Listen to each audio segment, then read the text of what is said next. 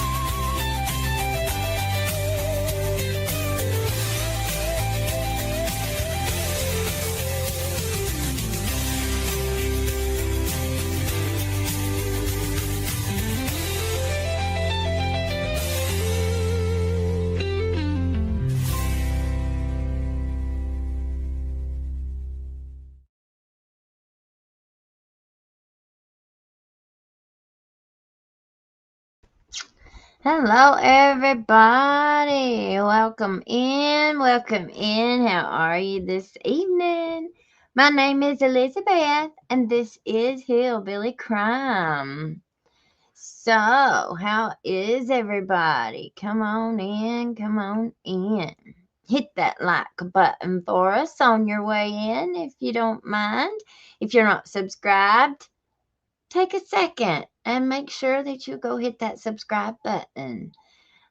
We have got a fantastic topic tonight. Preacher man. He messed around and found out. Okay, so this was a trial that actually happened, I think, earlier in November. Just happened.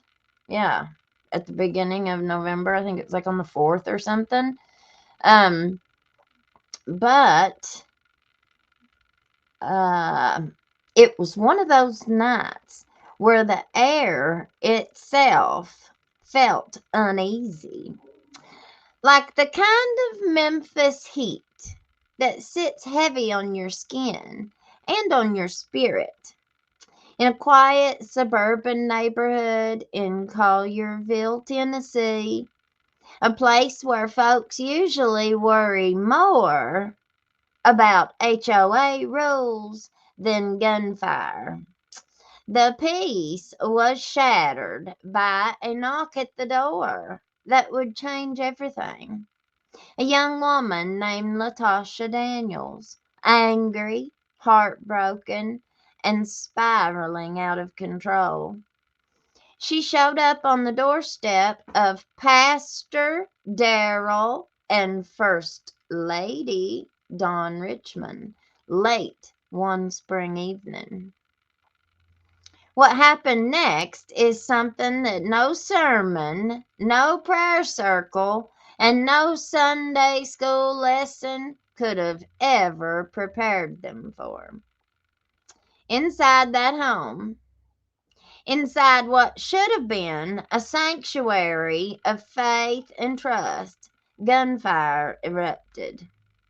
The pastor was killed, his wife barely survived, and the shooter, well, she didn't flee, she stayed. And years later, she would do the unthinkable in her own criminal trial. She took the stand. She blamed the victims, and she told a story that left the courtroom pretty stunned. Tonight, we're going to walk through the timeline, the relationships, the claims, the contradictions, and the testimony, chapter by chapter, so you can understand exactly how a tragic, tangled mess of emotions, obsession, betrayal, and violence ended in a pastor dead, his wife wounded, and a courtroom trying to make sense of it all. So, all right. Did any of you guys watch this trial? It is very, very fascinating what has been going on with her. We're going to watch her take the stand. I've got it up here. Let's see. Let me go back over here to my timeline. So, let me get up here. All right. The background. Pastor Darrell Richmond was a married pastor living in Collierville, Tennessee. And let me pull up her picture. Please don't start. Please don't start. Y'all know what it's like.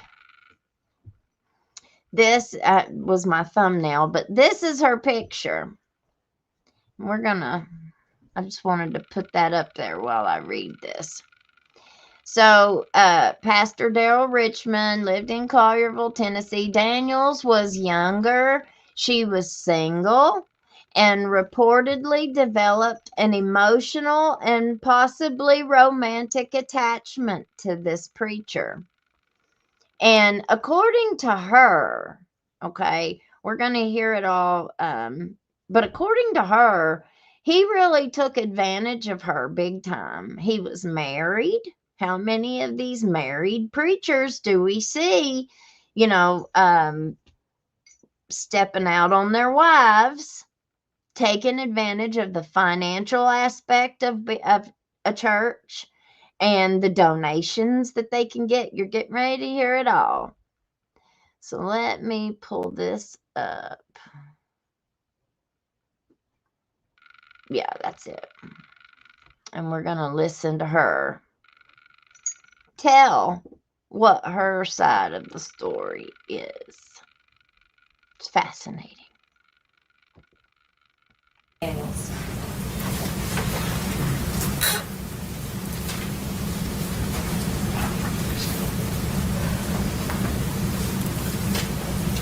You can raise your right hand. Do you swear affirm to tell the whole truth? Yes, ma'am. All right, you may have a seat.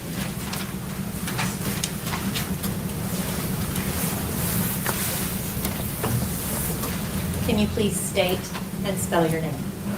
Latasha, Latoshia. Daniels, Daniels. Before we get into all of the allegations here, have you ever testified in a situation like this before? No, Is this a comfortable situation? not at all. Please let me know if you need anything, okay? I want to talk to you about, first, your childhood. Your childhood, okay? Okay. Can you tell me about your parents?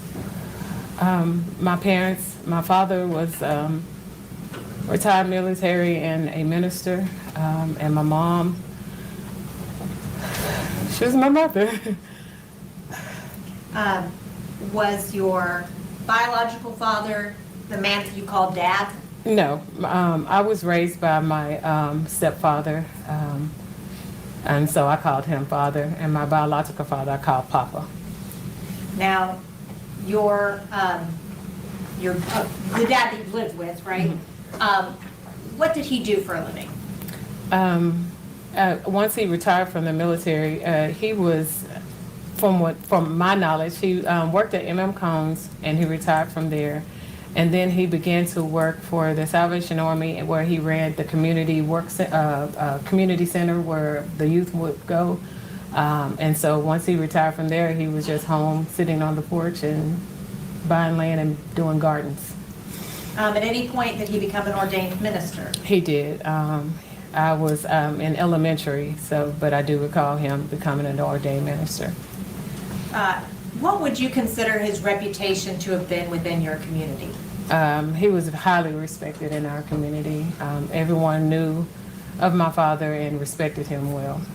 And did they know that you were your father's daughter? Oh yes, to the point to where, like, if anybody seen my sisters and I, they would say, "That's Mr. Briggs' daughter." It's like they knew that who we were.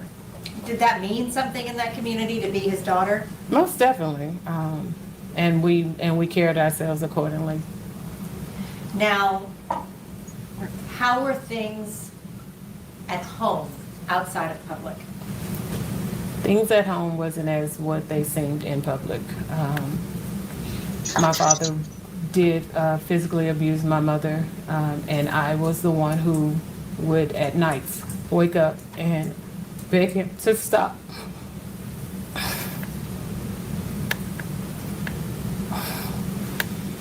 Did you have any siblings in the home? I did. I had 2 little sisters.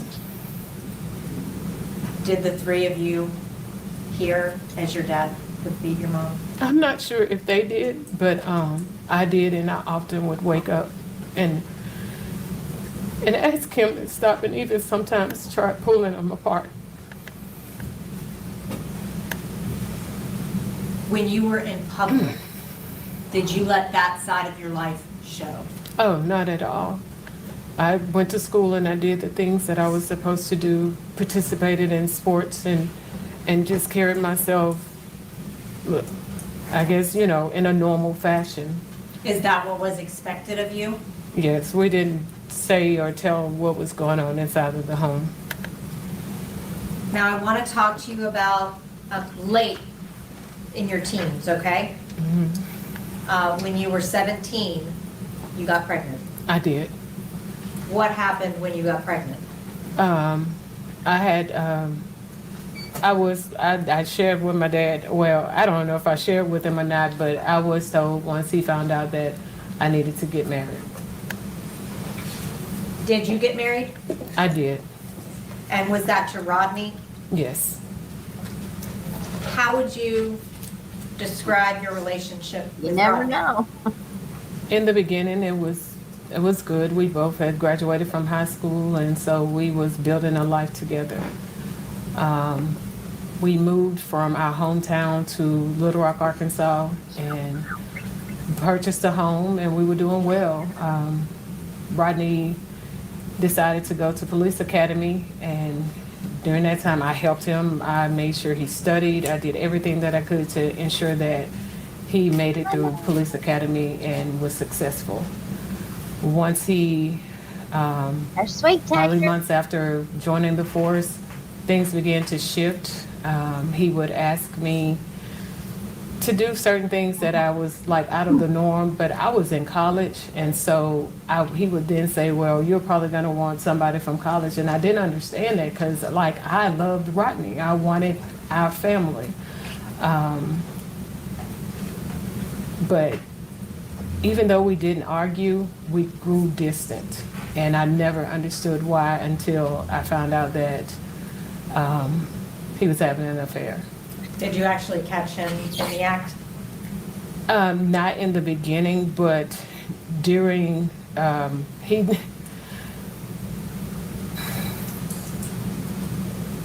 he decided that we was going to separate. And one day while I was at school, he had packed up all my stuff, put it in a U-Haul, and drove it to my mom's house. How long were you married to Romy? For 4 years. Did you eventually get divorced? We did. Now, after that divorce, did you attempt suicide? I actually did it right before we actually finalized the divorce. Did you commit suicide because of the divorce? I'm sorry, attempt to commit suicide because of the divorce.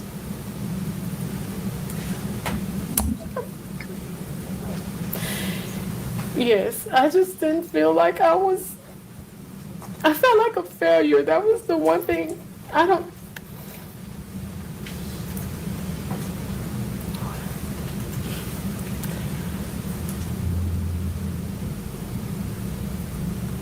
felt like a failure. I didn't think that I was enough. And so I didn't feel I had anything to offer.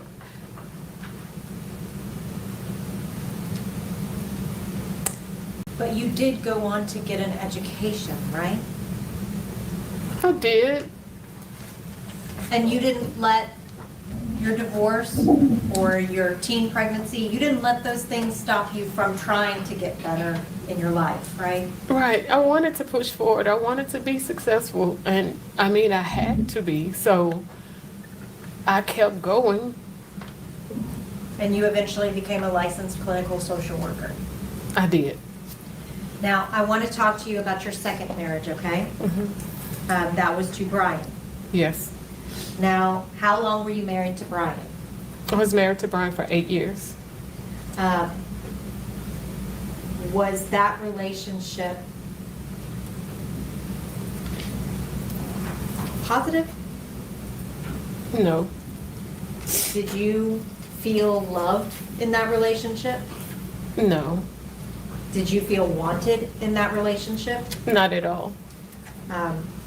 Would you describe Brian as being emotionally distant, He very much was. So, emotionally neglectful?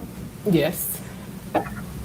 Did you try to get Brian to go into marriage counseling? Yes, we had a discussion and he didn't want to do it. Did you determine that you would go get your own counseling? Yes. Did you go see a psychologist? I did not. Why? Because of the field that I was in, I just wanted, I wanted spiritual guidance, but also because of me being in private practice, I was afraid of being that individual that was getting the water cooler talk per se. She was afraid of the stigma of needing counseling. And I just think I want to point out, I think it's really important what our background is, like with our childhood, how we were raised, what, especially as women, what kind of relationship we had with our father, or, you know, how we were, what kind of relationship we had with men, period, as children. I mean, and then, you know, as she grows into an adult, I think you can really see the emotional struggle that she kind of has. And I'm no counselor, no nothing. I'm just giving you what I see, my perception. I think it's really important, those things, because it explains, it doesn't give any kind of justification or anything like that, but I think it explains the crazy, you know, for all of us when we get older. It explains, you know, how we do in relationships. Are we jealous? Are we obsessive? Are we possessive over each other, or, you know, our spouse or whoever we're dating? You're going to hear some really shocking things from this lady. Just in my field, it's I didn't have anyone that I felt like I could really go to and trust, because I was very closed off. I didn't share my business with anybody. And so going through that and being in private practice, I didn't want to take what was my income, because I needed to be able to take care of the things in my life. So I did not. But I did know that spiritually I wanted some direction. Why did you feel like you needed spiritual direction? Just from my first marriage, when I went to my dad and told him that I was getting a divorce, the one thing he said to me that just resonated with me was that he said he would have gotten an attorney.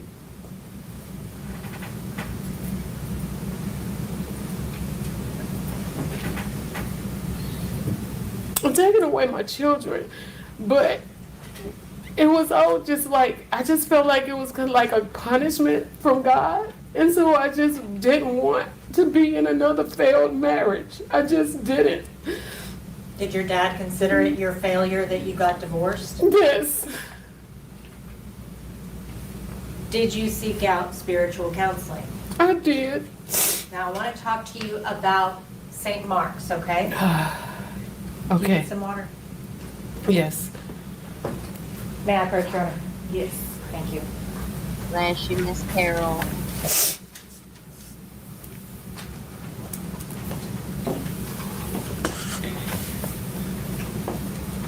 What is St. Mark's? It's the church that I attended in Little Rock, Arkansas. Is it a big church or a small church? It's a big church. Did you have any particular role within the church? Yes. I participated in evangelism, but eventually became a life group leader. How were you selected to become a life group leader?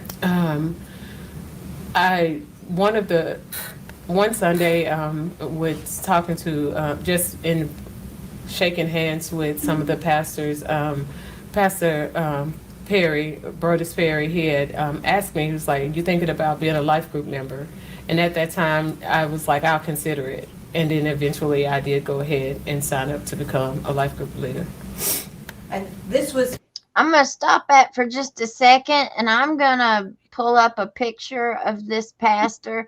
And while I'm pulling up this picture of the pastor, we want to say hi to Mommy. We haven't seen Sweet Tater in a while. She has been one Well, busy. How are you, Mommy? hello, everybody. I got my quilt on here. It's a heating pad. Ooh, and it feels so good. Well, good. I got I'm it just purposely What so have that you to sit been? here in this chair. What all have you What? been doing? Today, well, I moved some plants. I dug some up and moved them, and I tidied around where I dug some stuff out. And I just played in my stuff, you know. I moved some of my rocks around. I made this display of rocks in my house and displayed some roses in my window. I just have the best time just thinking around like I'm some sort of a queen. Well, that's great. Nobody ever comes to my house or sees my stuff unless I take pictures and post it, which I'm glad they don't come to my house. I don't want to be aggravated and upsets my little dogs, you know.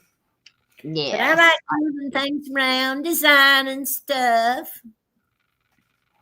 Well, we're sure glad to see you. Let me pull that down here, and I'm going to put up this picture and let everybody see what he looks like.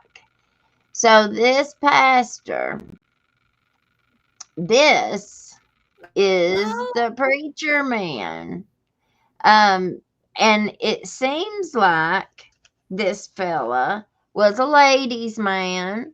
He was one of these preachers who are part of one of these big old churches, and he had an eye for all these ladies, for all these women. I don't know how many. I shouldn't say all these women, but I feel pretty certain that if he did this with this girl, he's done this with other women too. Y'all are going to be just shocked at when you hear all that this guy has done. It's just, or at least this is what she says he has done. I think that's a really important thing that we need to start pointing out. Because just because, I mean, are we supposed to take a known liar's word for something when they don't have any proof? But we have proof that they have lied about, just it doesn't matter what. We've seen lie after lie after lie come out of their mouth that's easily proven. Are we supposed to believe the big things that they say? Well, maybe not big things, but I think that it's all big. But are we supposed to believe some things they say when we see that they've lied about other things? I think that's really important. Just because somebody makes accusations doesn't mean they're always true. I'm not saying that they're not. I'm just saying not all accusations are true, unfortunately. And I hate it because it really makes when it is true, it makes it harder on those to be believed. Prior to you reaching out for that spiritual counseling, right? Correct. How many members But I go believe to her. St. Mark's? At the time, approximately 6,000. How many people were selected to be life group leaders? In our first set of leadership training, it may have been approximately 60 to 80 of us. Okay. And were you then subdivided into groups? Yes, we were divided into cohorts. How many people were in each cohort? About 8 to 10. How many people were in your cohort? It was about 8 of us. Who was the supervisor, the supervising pastor for your cohort?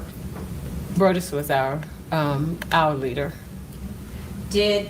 Would you consider y'all's group to have been a close group? We were very close.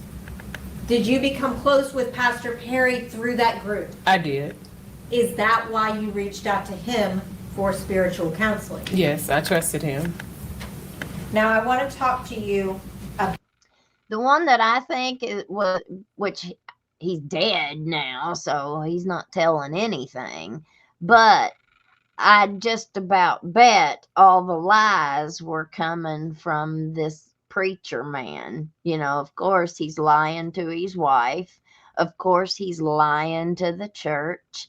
Of course, he's lying to his friends. Oh, no, I'm not dating her. I'm not doing nothing. I'm not doing nothing. And she's going to explain how he did this, how he continued relationship with her. And I'd say he's done it with other people the exact same way.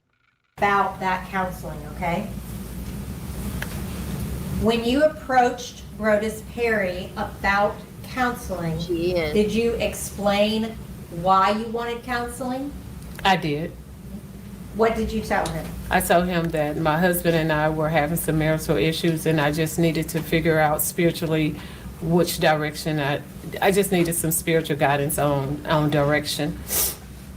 Did Pastor Perry agree to meet with you? He did. Where did y'all meet? We met in my office. Why? I didn't feel comfortable with being in the church and I wanted to be in a safe space because this was again something that I was not fully embracing, that I had to deal with, and I wanted to be in a space where I knew that I can be able to be vulnerable. I think, I don't know if she's saying this or not, but I think this is what she's saying. I didn't want to go see a psychiatrist or a counselor and have to deal with that stigma and have to pay for it because she was talking about having to pay. I think she was looking for guidance from a preacher for spiritual direction for spiritual guidance. I can't tell you how many times I'd go to my preacher, wouldn't I, Mommy? Oh, yeah. I'd always go to my preacher when I needed guidance. So I don't know why it would be any different for her. Now, I don't know about not meeting in the church. I'd say that was probably a big mistake, but she explains that she wanted to be in a safe space. You know, she felt vulnerable. She was nervous. A lot of people struggle with mental health and with asking for help. A lot of people struggle saying, I need help. I need to talk to somebody, because a lot of times it just ends up being, a friend, and then it's gossip, and then da da da da. You don't really, it's hard to find competent counseling. I personally, that's been one of my big things is competence. I've not seen but just a couple in my entire lifetime counselors that were worth their salt. The rest of them, honey, I ended up being their counselor. So I can understand where her hesitancy was for that. And she was a professional woman. She was a licensed social worker. That's a big deal. A licensed clinical social worker, I think is what they said she was. So she was a professional boss lady. During the first counseling session, what did you discuss? Everything that was going on within my marriage. How long was the first counseling session? It was about 2 hours. Sorry. Were you emotional during that process? Yes, Were you open? I was. Did you tell him very personal, private things? I did. Bless her, too. How long, well, at the end of that session, did you determine at that time that you were going to ask for a second session? Yes. How long until you had a second session? It was approximately 2 to 3 weeks before the next one. Did it feel good to get all of that off of your chest? Yes. Did you reach out to Brodus Perry for a second counseling session? I did. Did he say that he would come do a second counseling session? He did. When you had your second counseling session, did you ask him about any odd behavior from the first session? I did. What was that? In the first session, from the moment he walked through the door, he had his hands in his coat pocket, his jacket pocket, and he sat there the entire time during the session with his hands in his pocket. So I found that to be a little strange, but I didn't say anything in the first session. So I asked him during the section session, because he came in and he didn't have his hands in his pocket, and I was like, "What was that with you having your hands in your pockets?" And at that time, he told me it was because he was trying to maintain his professionalism. Was that the first time that you had any indication that he might be interested in you? That was the first time. Did you proceed to start with the second counseling session? We did. What happened after you started the counseling session? As I was talking and sharing, Brodus reached over and grabbed, I had a 2-arm chair, and he pulled me toward him and began to passionately kiss me. And from there, in that session, we did have sex for the first time. The second time she met with him. Were you proud of that encounter? In hindsight, no, but at that time, he was giving me everything that I had been missing for a long time. Did you know that he was married? I did. Did you know his wife? I had, at that time, I had seen her at church, but didn't know of her. You got to know her better later? Yes. Shame How on did you him. feel about the fact that Brodus was married? At that time, honestly, I did not think about it. I knew that we both were married, and I was engaged in what he was giving me. Had you had? Now, hang on. This man is a preacher. And he is counseling, like he's giving spiritual counseling, and it is apparently he's giving enough spiritual counseling to where he's going and setting up appointments and going and doing this. But yet he's a man of God and he's married. Like, that ain't no different than what we hear about preacher mans. We better just go ahead and put the S on the end of mans for around here. You know how many preachers we got that call themselves preachers here in Letcher County that are just as bad as this guy? Just as bad.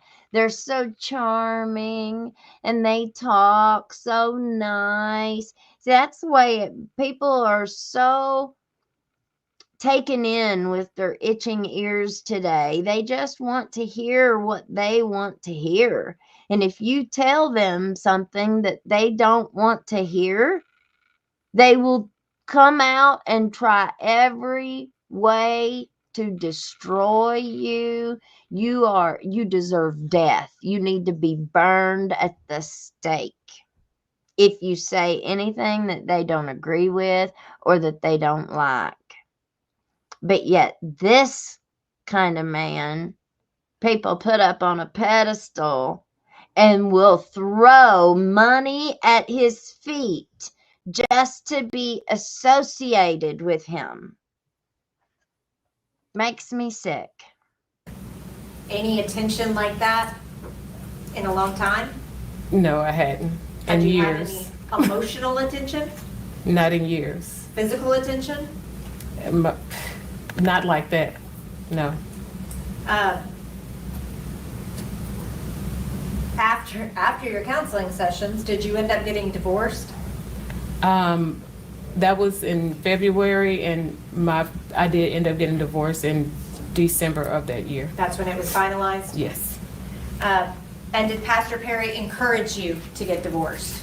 We talked about it, and there were times whenever we would be on trips, he would make mention of, oh, we can't do that until you get a divorce, or we can't do this until you get a divorce. Now, I want to talk to you about your relationship with Brodus Perry, okay? He was married. After y'all had sex, did Brodus give you any particular instructions? Yes. He immediately told me to download a app for us to be able to communicate. That app was called Confide. Tell the jury what the Confide app did. The Confide app, it's whenever you would send a message, and when you read that message, it would disappear. You couldn't screenshot it or anything like that. It would immediately disappear once you took your finger off the screen. Did Brodus teach you how to use that app? As we continued the app, it was probably maybe a week or two later, he found out that if you had, like, other people had your phone number in your phone and they had that app, then they could see you on it. So he had me to change my name on it and also change the way that I attached it to my account. So I went from having my phone number to coming up with a email address. So I made a new email address to be able to attach it that nobody else had. And he taught you what all you needed to do for that app to do that? Correct. So that it could not be traceable back to you? Correct. And he did that all very quickly? Yes. Did he have, or was it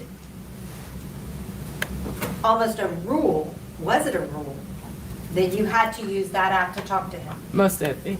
That was our main form of communication. As the relationship went on, if he wanted to use a different form of communication, like an email or maybe even direct messaging, he would then tell me, go to this platform or go to that one. But it was not, if I was to reach out to him without him reaching out to me first, I had to use the Confide app. Did he set any other rules for your relationship? You know what that sounds like? I've heard several women say that they dated one of these public officials, one of our elected public officials. she dated him when, I don't know if he was married when she dated him, but he might have been divorced or getting divorced. But anyway, she said that she was not allowed to ever contact him first. And then whenever he got put in office, she wasn't allowed to talk to him except for on Snapchat because the messages would disappear. Relationship. Yes. As far as it came to trips that he wanted me to go on with him, I was the one who had to pay my way as far as airfare or travel, and then he would, his words would, he would then take care of the rest, meaning that I would have somewhere to stay. When I was in the hotel rooms, I was to stay naked. I couldn't have on any clothes. I had to, and the only way I would have clothes on is if, we were getting ready to go out. But other than that, when in the hotel room, I had to be naked. Who does that remind you I of? couldn't, if something was to have happened to him as far as medically, he did not want me to call 911. I would have to call, who we referenced him as the professor, but it was Pastor Pointer. I would have to call him in order to get him emergency attention. So this was such a systemic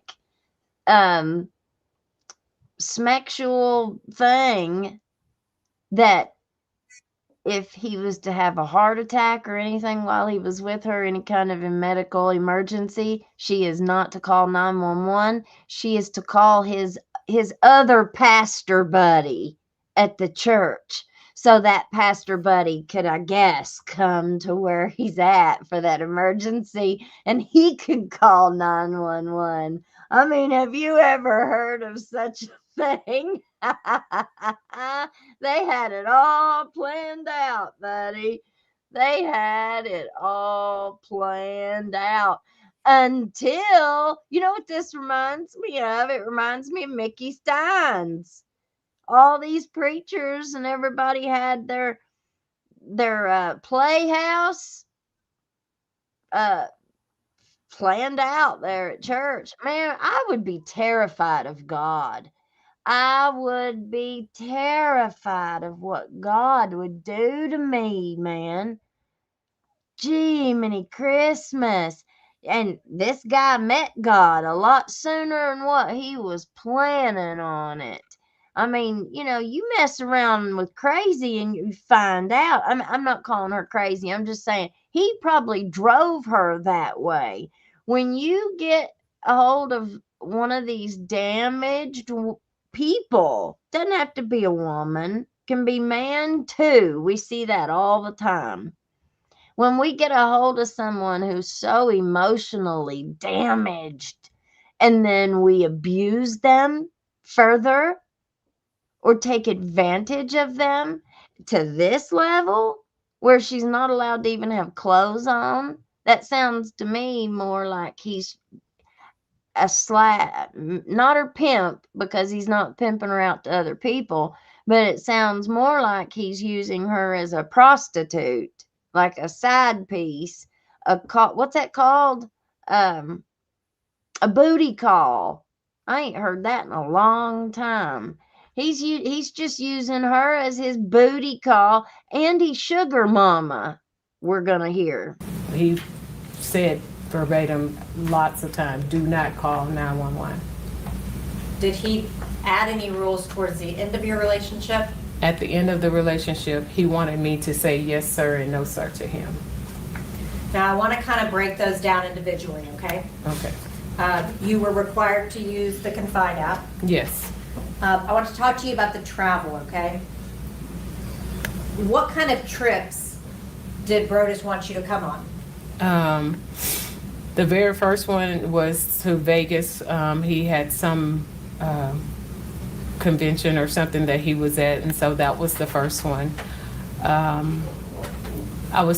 he had invited me to go to Cuba with him that year, but he ended up right at the last minute changing it, saying that Tabitha wanted to go with him. So she went with him, and he was like, well, since you're not going to Cuba, go ahead and sign up to go to Israel for the church group trip. So I signed up to go to Israel and paid my way for that. I traveled with him to Savannah whenever he would go with Pastor Pointer.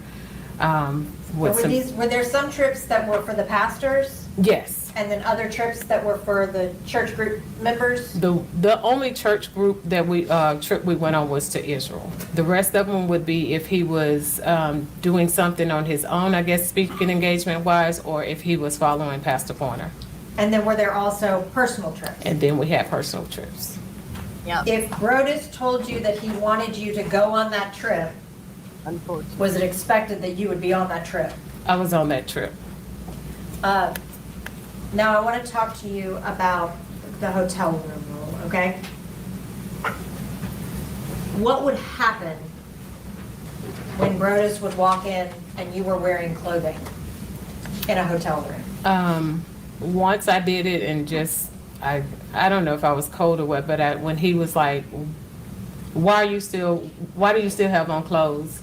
And that happened, he withdrew affection from me. Like he was very cold, didn't want to be intimate until after I got undressed. But even then, it was then like a punishment I had to wait for him to decide that he was going to then give affection. Now I want to talk to you about Pastor Pointer, okay? Okay. You called him the professor. Yes. What was his position within St. Mark's? He was the lead pastor of St. Mark. Did he know about your relationship with Brodus? Yes, we hung out together a lot. Do you know, is that why Pastor Pointer was supposed to be his medical emergency contact? Correct. Now I want to talk to you about the beginning of your relationship with Brodus, okay? Mm-hmm. How would you describe y'all's relationship at the beginning? At the beginning, it was, I'm gonna have to say, amazing. I felt beautiful. He showed me so much attention. We did all kind of things together. It was, even we gelled intellectually. It was a great relationship. Everything that you didn't have before? Everything I didn't have before. Even to the fact I show up at my office and he had me a dozen of roses sent to me. It was just like everything that I wanted, everything that I even shared with him that I didn't have, he was giving it to me. Did you also give him? Now, see, she's contradicting herself here. She's not even allowed to be in the room with him with clothes on. So as soon as you walk in a room with this man, you have to strip, is what she's saying. But then he's going to send her roses, and he's going to send her all these gifts. And it was just the best relationship she's ever had. And he's given her all of these things that she's lacking. I just want to point out, and I've been there, I've done it myself, romanticizing the past. Like whenever you break up with a boyfriend and then a month later you're just miserable, you're miserable, you're crying, nothing's working out, everything that you're trying to do just keeps slamming in your face, or you falling on your face, or this and that. And I'd be like, oh, I miss him. Oh, I need to get him back. Oh, if he'd just come back, it'd be all better. And I can remember doing that, crying over Buddy. I can remember crying over Buddy, Mom. And Dougie was like, what is wrong with you? He said, I think you're romanticizing this too much. He said, you're remembering all of the good times. He said, and you're really exaggerating those. he said, and you're completely forgetting all of the bad times. So Well, she was saying that in the beginning it was good, but it progressed to where it wasn't good, was how I took what she was saying. okay. Because, Okay. they're trying to suck these women in. Right. So Yeah. they have confided in him and they know what the woman wants. Yeah. And so they have inside information on how to get her. And he wanted her as his little sex Toy. slave. Mm-hmm. Sex slave. That's a real good word. That's exactly what he was doing, ain't it? That's what I thought. Well, you're right. I think you're right because she says here in a minute, I'm not gonna ruin it for nobody. I did. What kind of things did Brodus like?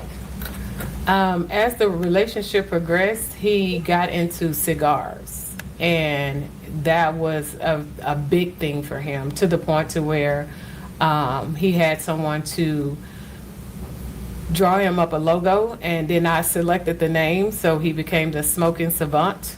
And so the more expensive the cigar, the better for him. Then it went from cigars to bourbon, and he had to have the best of the best of the bourbons.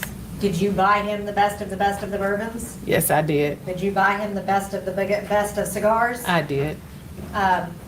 Did you buy him other things? He wanted this Toomey briefcase for work. I think it was like $400. I got him that. He was working out, and so he needed more workout clothes, and so I purchased him like $400 worth of gear in Nike gear. There was a time when he wanted to redo his closet and get some things organized, and I bought all the organization things to make sure that whatever he needed, I did it so that he could be good. Did he also expect you to do that? It got to a point to where it did become an expectation. At the beginning of your relationship, at some point, did Tabitha go to Florida? Yes, in 2017, it was around, I think, October. Brody said that he had sent Tabitha back to Florida and that they were separated. He said that he just needed, he was feeling this urge of, he had this thing of saying that he was always wanting to be single. He never knew what it meant to be a single man. And so in that instance, he was sending her back so he could explore that to some degree. I think these men had an entire lifestyle that was centered around these women, and it's all centered around not this head up here. They're not thinking with this one. They've got a completely different one that they seem to have wrapped their life around. Do you have anything? You're so wise, Mommy. I wish you'd talk a lot more than me. Well, it's ego-centered. Whatever it is that strokes their ego is what they are centered around, and that's what they want. Like he wanted to be catered to by a woman. And so he picked one out like her that had enough money, and her kids, she must not have had any kids living with her. Mm-hmm. Yeah, I don't hear anything about kids. So she must have a job where she makes enough money that she might make more money than he does. Yeah. So she's able to spend her money on him, and he's ego-centered, and she's needy, and she's using her money to buy his affections. Yeah. She's just really, really a needy woman. She's had 2 marriages that were really cruel to her.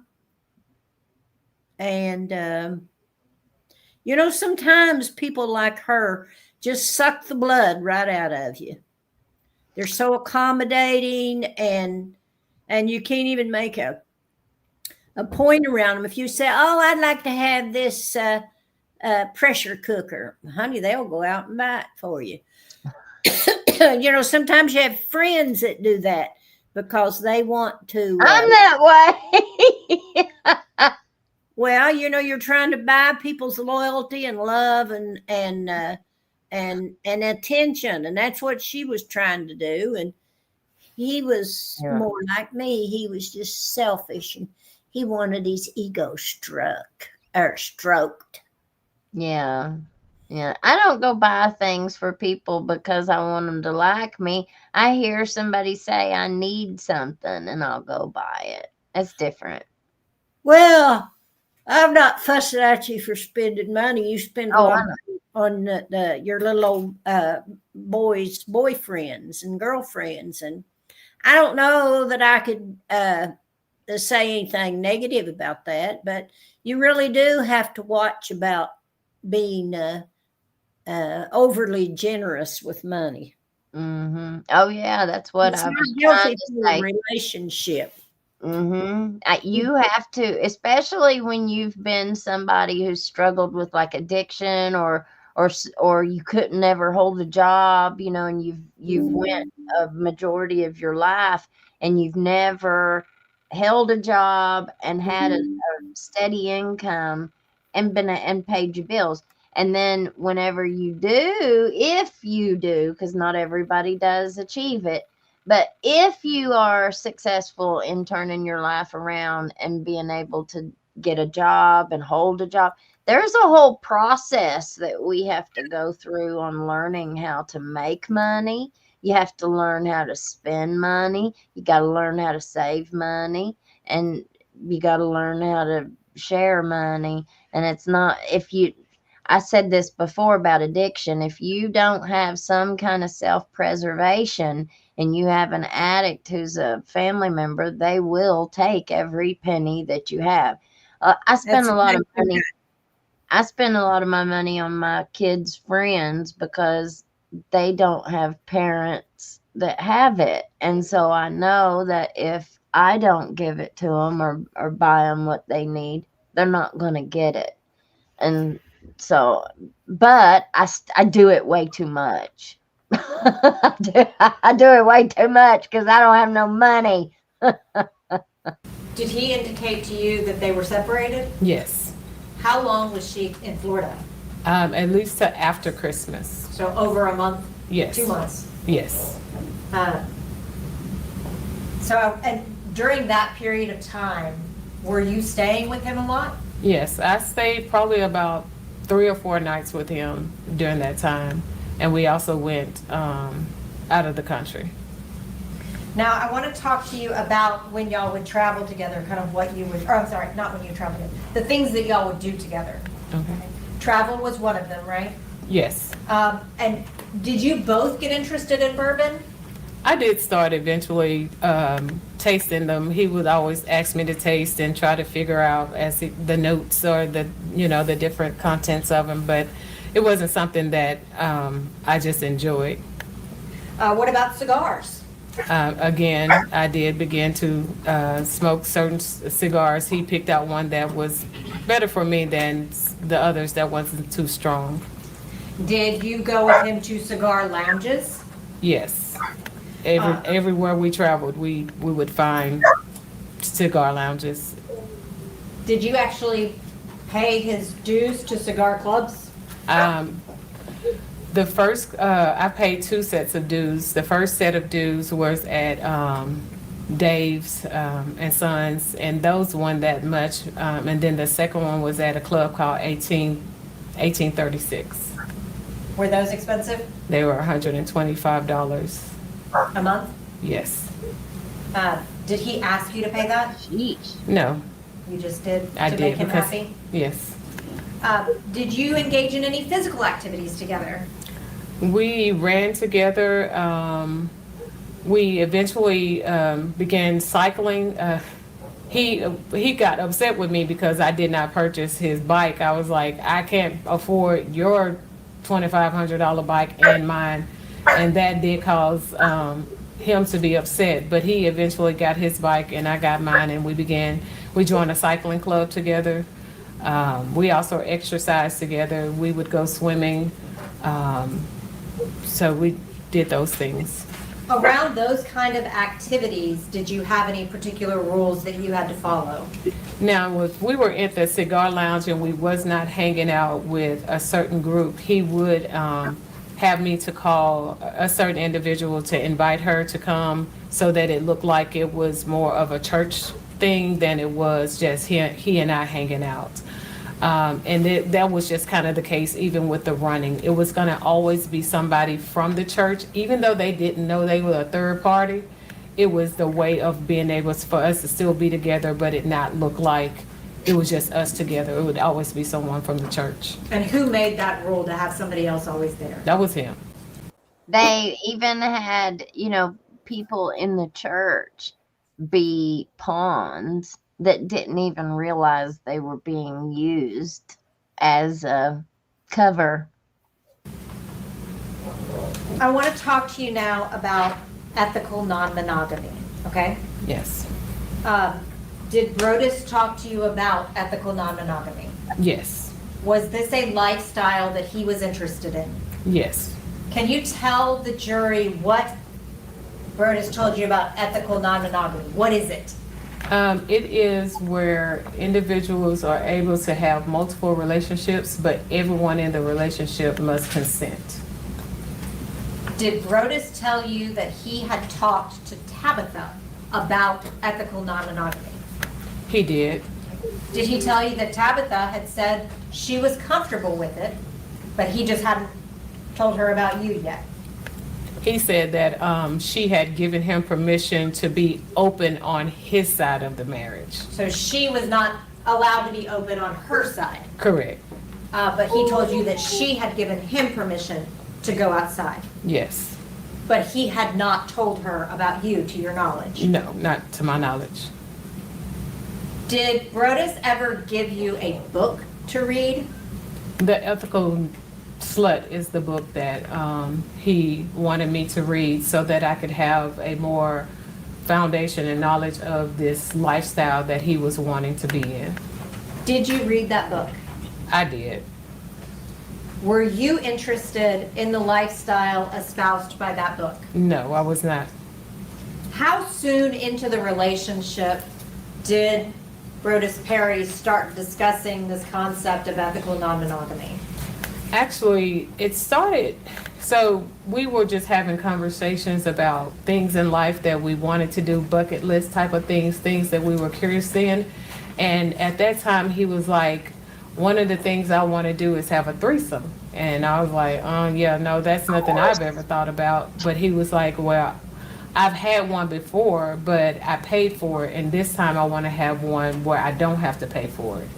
And so he began to speak about, the term he would use is Tabitha and I being sister wives. Didn't quite know what that meant, but as things went on, he would start to talk about me watching them have sex. And he was like, but I think she'll be on board with it, just give it time. But so this would be the dialogue. And that dialogue just continued on to where it went from watchers to now wanting to have the threesomes, and then that's when the ethical slut was introduced. And so it was just like a progression of this lifestyle that he wanted. So kind of breaking that down, how far into the relationship did he start discuss wanting a watcher with you?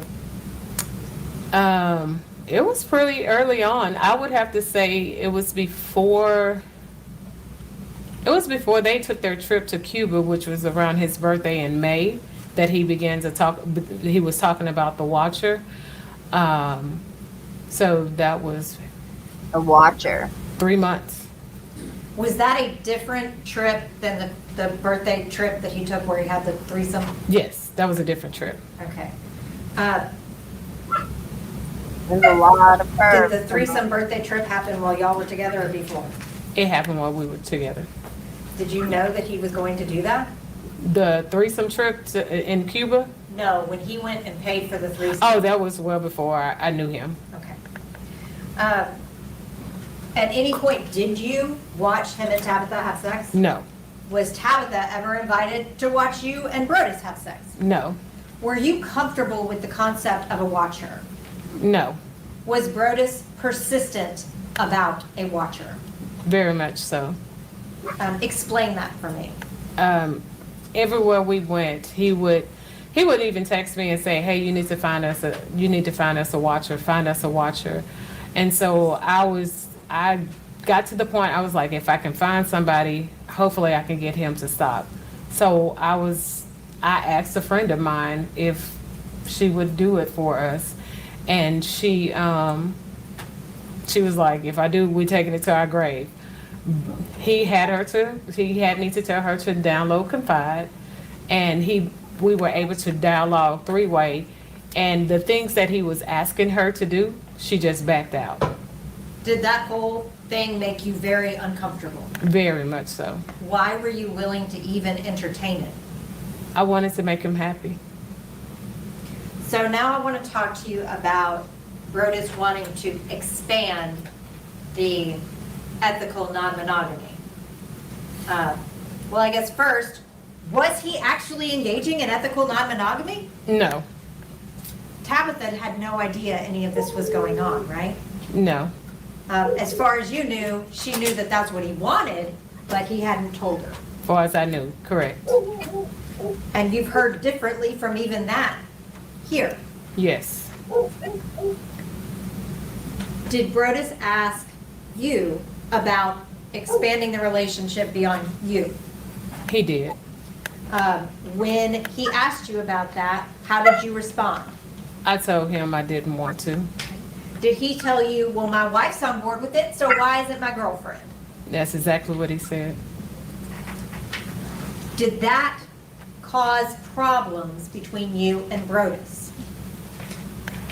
At first, no, but as it continued to go on, it did.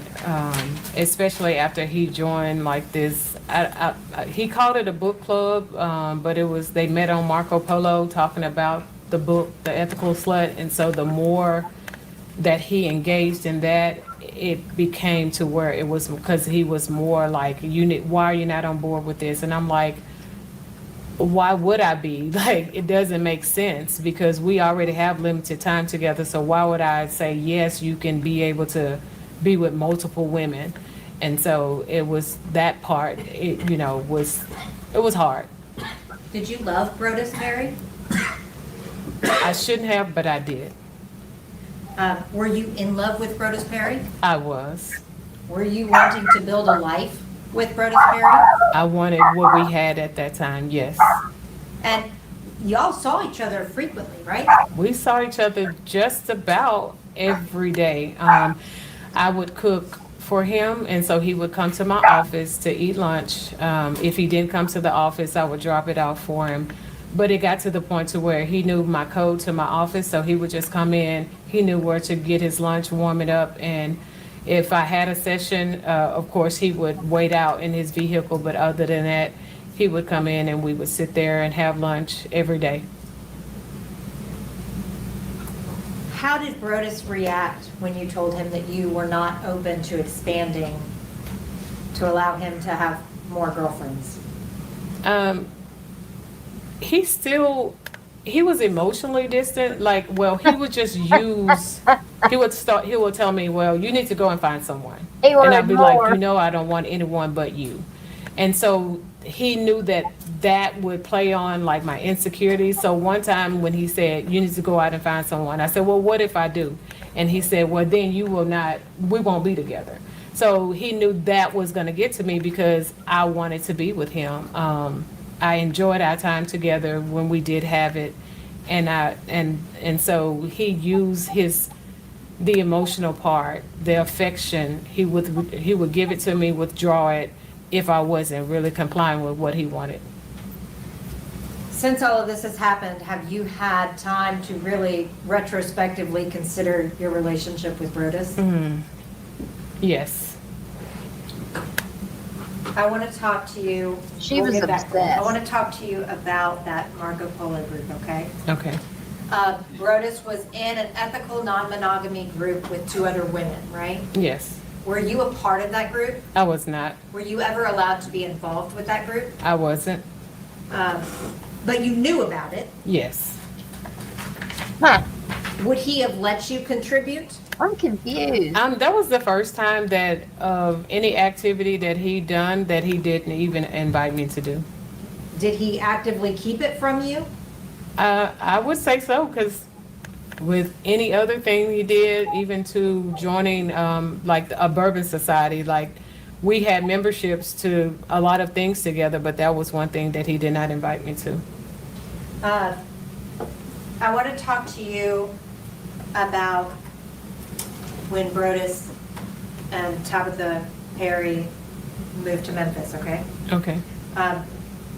Mississippi Boulevard reached out to Brodus, right? To my knowledge, according to him, the pastor from Mississippi Boulevard reached out to Pastor Pointer, and then Pastor Pointer shared that with Brodus. Had Brodus, to your knowledge, had any issues at St. Mark's? Yes, he would tell me a lot about conflict that he was having with some of his coworkers. And then there was one instance where, according to him, he had misuse of a credit card. Your Honor, this is going to the context of their relationship, just getting background on, this is going to her buying things, paying for things. This is a debt that she repaid for him, and that's what it's going into.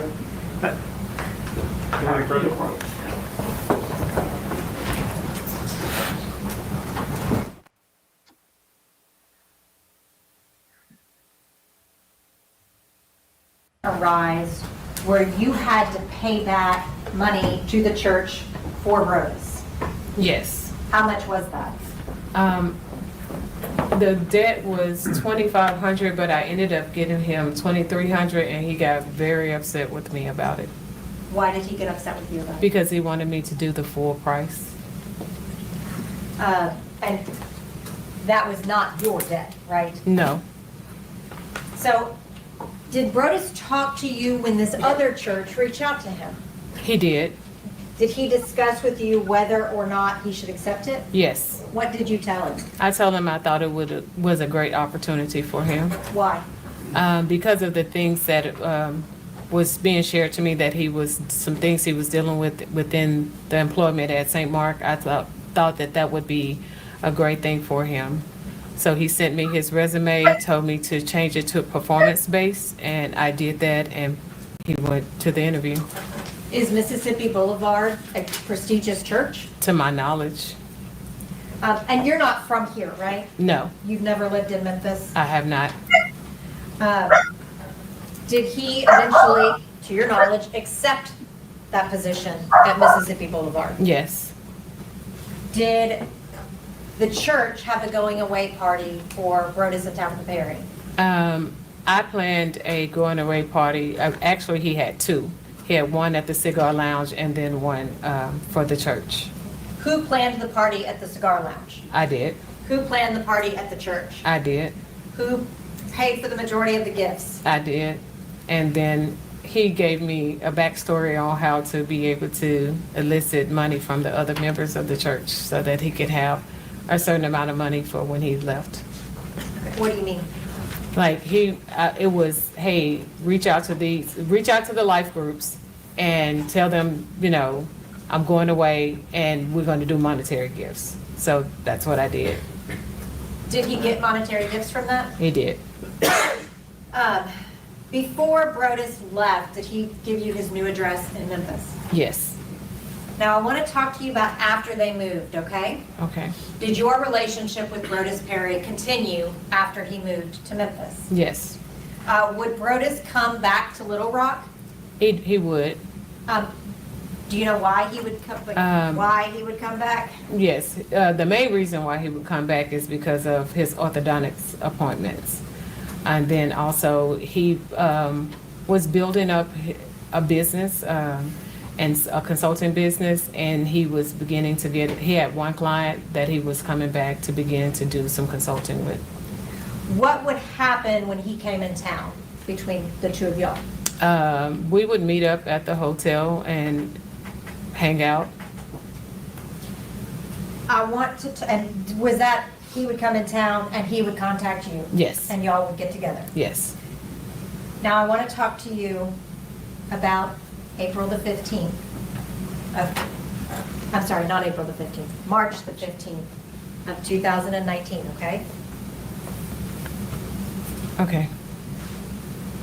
Did Brodus come in town that day? He did. Did he text you? He did. Did you meet him at the hotel? I did. Do you recall what hotel? I think it may have been Spring Hill. What happened after you went to the hotel? The first time I went to the hotel, it was, just a drop off. He had asked me to bring him, to go buy him something to eat and to stop by and get him some bourbon. After I brought that to him, we made an agreement to meet up later on. I had called him and as it was getting later and say, hey, what time are we going to meet up? And he was just like, I don't know, I'll let you know. But he never called. So I was at home and I was like, I'm just gonna break up with him. Like I'm not gonna do this treatment. Like no. I went to the lounge. I still had some gifts to give him, and he was coming out, and I said, unlock your car, and I started putting the gifts in. Well, once he got closer to me, he just hugged me and gave me the key to the room and was like, go to the room. So I was like, okay, and I did. Once he hugged you, was it all better? It was. Is that kind of how it went with Brodus? Yes. So tell me about what happened after that. That was one of the times that I still had my clothes on. So of course, when he got in there, he's like, why you still got clothes on?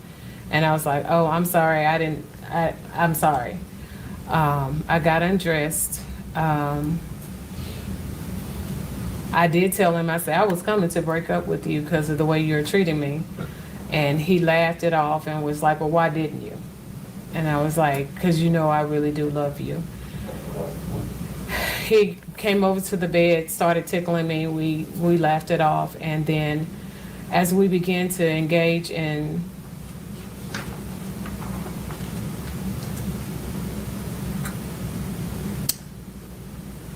what I thought was going to be lovemaking, was not that night.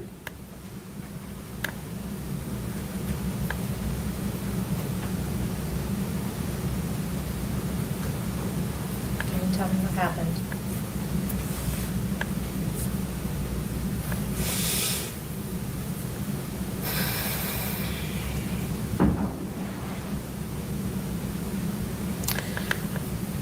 As I was performing oral sex on him, he began to thrust himself inside my mouth really hard.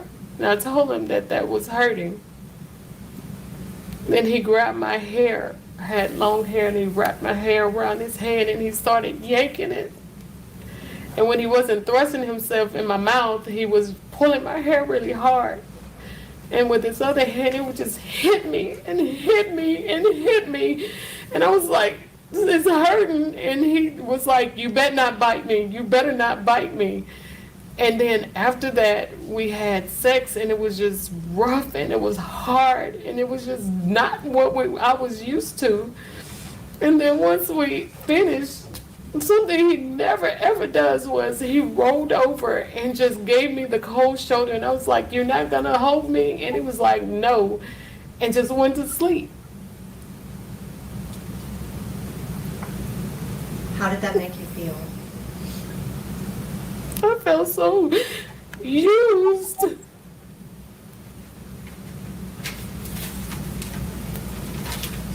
He messed around and found out. Did that what he affect done. you emotionally? Yes. I was just like, what has always happened to me?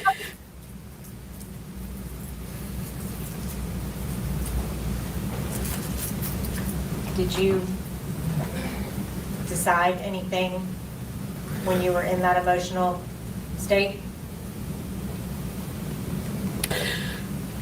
Well, that particular night, I just was that morning. We stayed the night together, and that morning he got up and he left. He was getting dressed, and I was like, "Where are you going?" Like we always shower together, and he was like, and I was like, "Where are you going with still smelling like me?" And he was like, "None of your business." I was like, "Since when did you not?"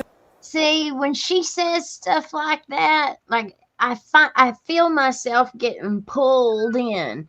See, this is a great I think example for us to talk about all this stuff because listen, I am like Gavin. We have both said it many times. We are professional wafflers. You know, I change my mind from day to day as new information comes forward. As we learn new pieces, you know, we're supposed to change our mind. We can't. But what I was saying was, I feel myself getting pulled in, believing one side. And I think it was Candy who said earlier, we've got to remember that there's two sides to every story. And there is. There is. And, you know, recently I have really been smacked in the face with there is two sides to every story. And I've had instance after instance after instance where I feel myself getting pulled in, believing, you know, one way. And then I'll do a little digging, you know, into on my own. And I find this other, you know, there's always two sides to every story. When she was saying that stuff, like, where are you going smelling like me? Well, we always take a shower together. That's, to me, that sounds like control. You know, I don't think it's just on the male side. Mom, what do you think? Well, I don't know. You know, it depends on how she said those kinds of things. Well, where are you going? You know, and you going to smell it. I mean, you know, she might have been exerting some possessiveness over him and so forth. I think there was a toxicity between the two of them that they I both think they were. enjoyed. I think it had developed into a toxic relationship. I think in the beginning he probably took advantage of her vulnerability, but as the relationship progressed, she was trying to be the boss. Yeah. You know, I'm not going to stay with, I think that she had very low self esteem. I think she didn't have any self esteem whatsoever. And I think she was needy. I think he took advantage of all of that. I think he took advantage of his own position. I think he took advantage of being a ladies' man, the control that they could get them to do these things. You know, it's very reminiscent of, you know, what they've said that the judge has done to uh, many people. You know, Well, that's power. I think it's power and control. well, she was definitely needy, Hmm. and he definitely took advantage of her, and she definitely had had bad relationships. Hmm. But you know, we also have to remember she had the context and how we are hearing this as well. She Well, had shot two people, killed one, is on trial for murder, and she's sitting up in a witness box in the courtroom, you know, in front of a jury. So she is fighting for her life right now.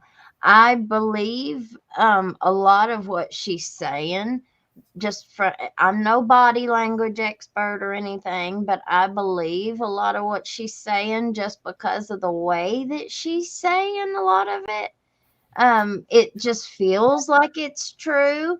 I don't feel like she's searching for lies to tell, but people do exaggerate, and we just do have to remember that there's two sides to every story, and we're hearing her testimony.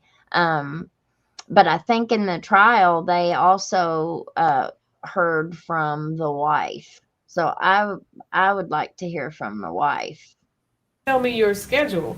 And he left. Well, he was getting ready to leave. So I got up and I got dressed. And as I got dressed, I grabbed the key card for the room off the thing. And he laughed it off and I left. And later on, I texted and said, hey, are we meeting up again? And he was like, I'll let you know. Of course, the day went on. I had rearranged everything thinking that he was going to end up we would see each other earlier that day, but I didn't. And so that night, when I still didn't hear from him, I decided to head to the room. And as I was going, he was there. But in my wanting to head to the room, I had made the decision that I was going to kill myself in front of him because I just wanted him to feel the pain that he was causing me. So when we got in the room, he was already in there by the time I parked and got in. And I pulled out my gun and I told him, you about to feel the same pain that you've been giving me. Did you ever threaten him? No. Did you threaten yourself? I told him I was going to kill myself. What did he do? He began to tell me no, and he kept saying that he loved me and that we can fix it. And I was just like, no, you're treating me so bad. And he was just like, that's not, I love you, I love you. And eventually he talked me into putting the gun on the counter and coming over and sitting there talking to him.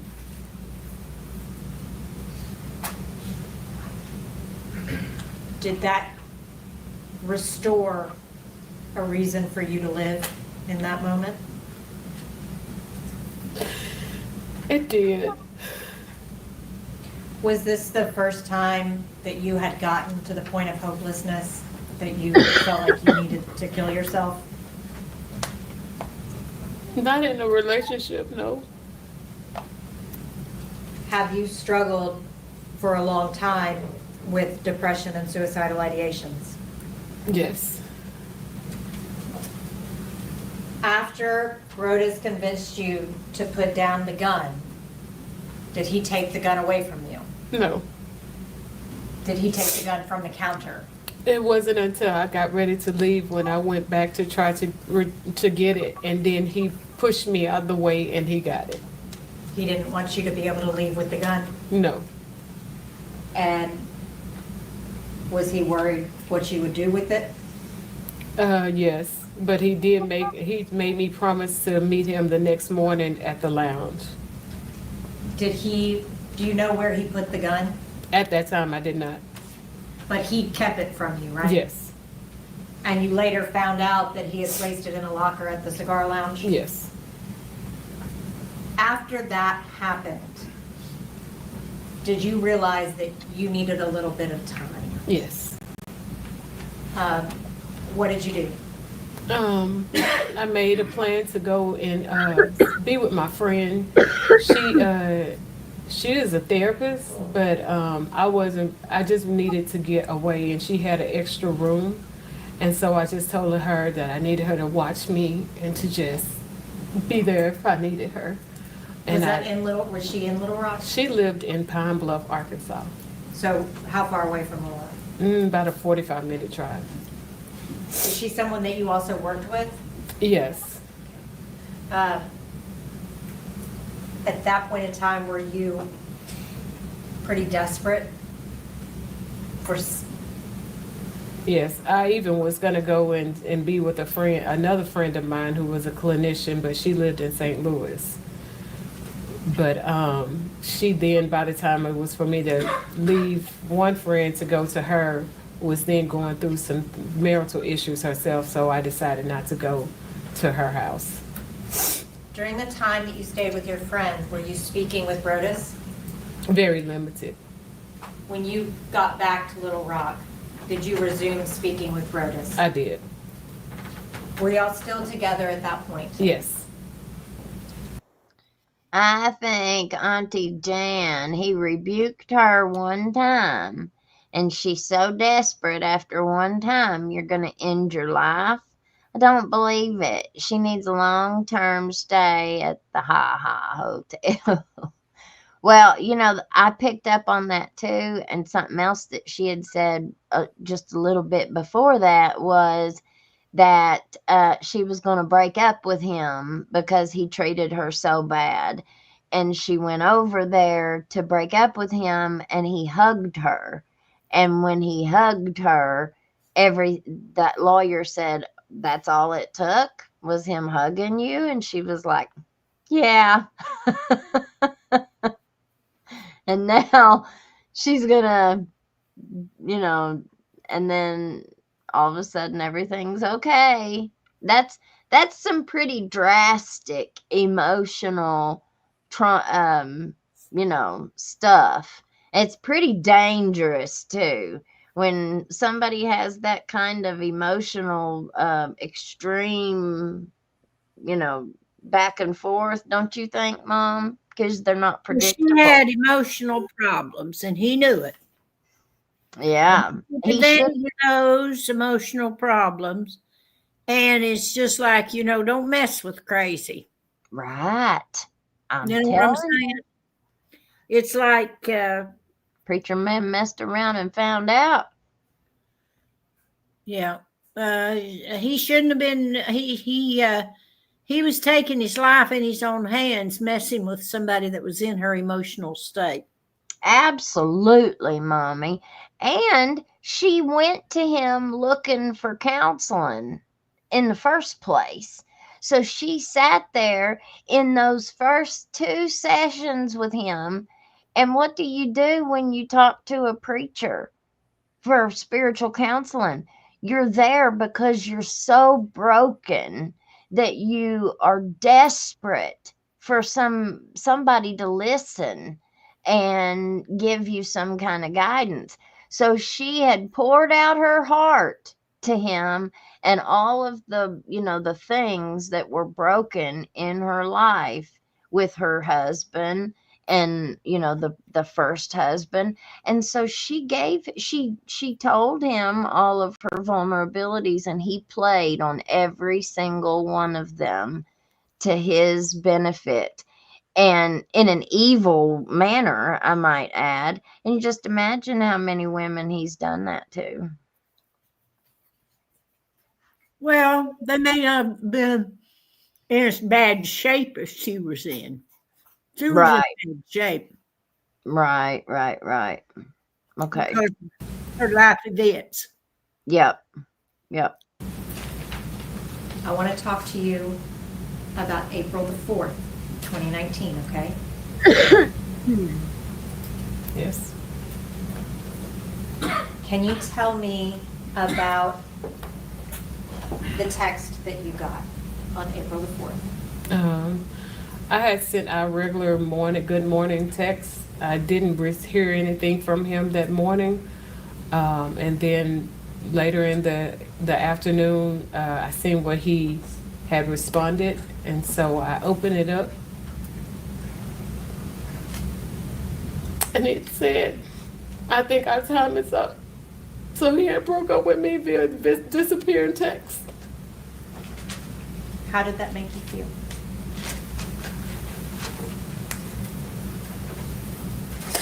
I felt so used and worthless, and I just felt like trash. Like, who does that to somebody who they say that they love? You're a man.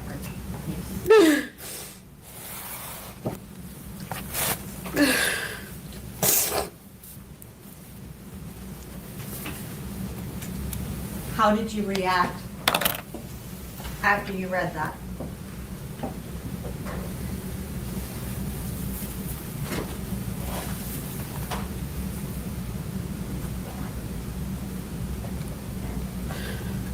I wrote a letter. I wrote a note, a suicide note to my family because I was just like, I'm tired. I'm tired of the pain. I'm tired of it all. And I just wanted I wanted the pain to end.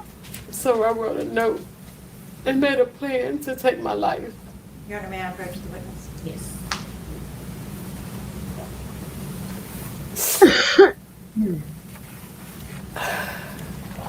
Latasha, do you recognize that?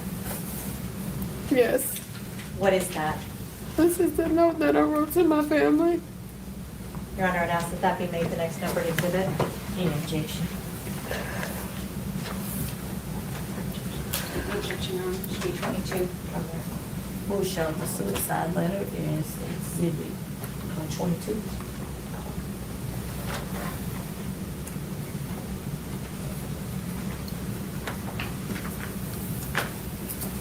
Latasha, can you tell me the date and time of that letter?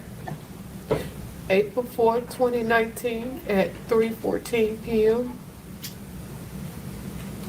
Can you read that letter to the jury?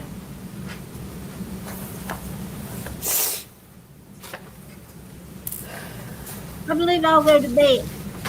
Okay, Mommy, I'll talk my to you family. tomorrow. But I love you. I'm sorry that I have let you down. I tried my best to be the person you all thought I was. I tried to be the person you could count on and be proud of. However, I have been depressed for a long time. I did well with coping until the past 2 years. My world changed February 24th, 2017. And the shit just keeps getting worse. I know what I have been through may be nothing to some. And you don't understand why I couldn't bounce back. I have fought hard for so long to keep things together. I didn't trust anyone to know deep down how bad I was struggling. Only a handful of people knew, but they couldn't help me. To my fellas, I'm so sorry that I have let you down. I have fought hard to be the best mother I could be to each of you. I pray that what I have taught you will stick with you forever.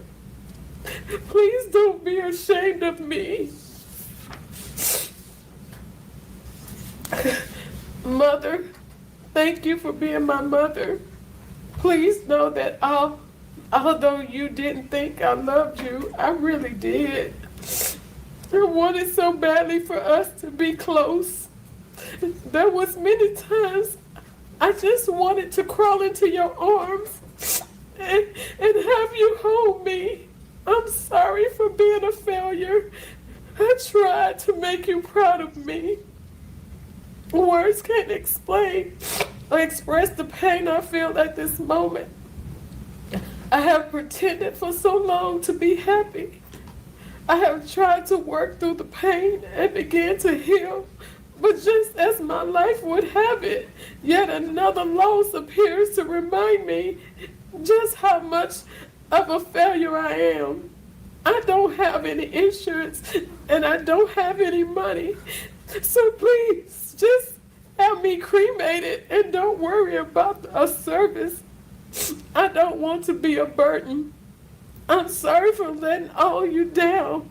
I love you all so much, and I wish I could live myself as much as I wish I could love myself as much as I love you all. Please take care of my fellas and always remind them of my love for them.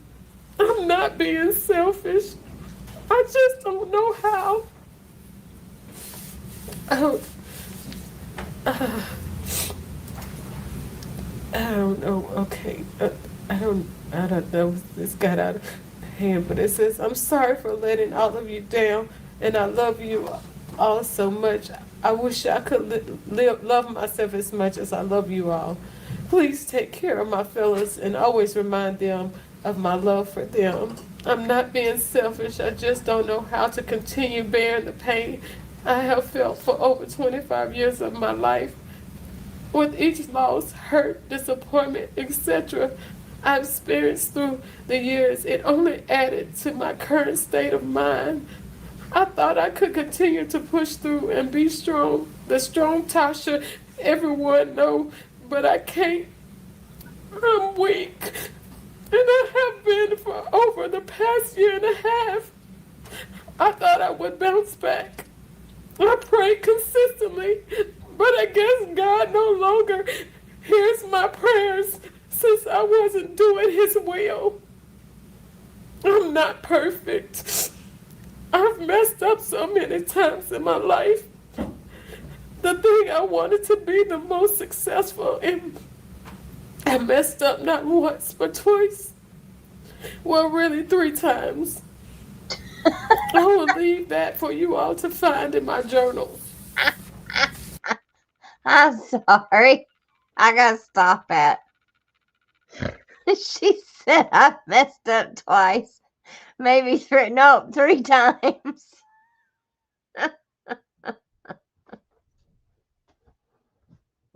She said I'll leave that to you all. You know how many times I'm crying here? Like, I've got tears, huge tears. Do you know how many times I have screwed up? I have messed up way more times than just 3. Oh my goodness. Way more times than just 3.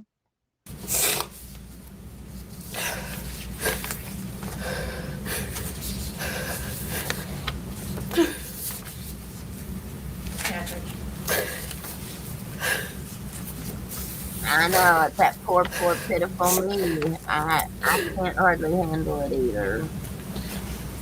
I feel sorry for him. I can't hardly handle it either. I had to pull up my big girl panties, man.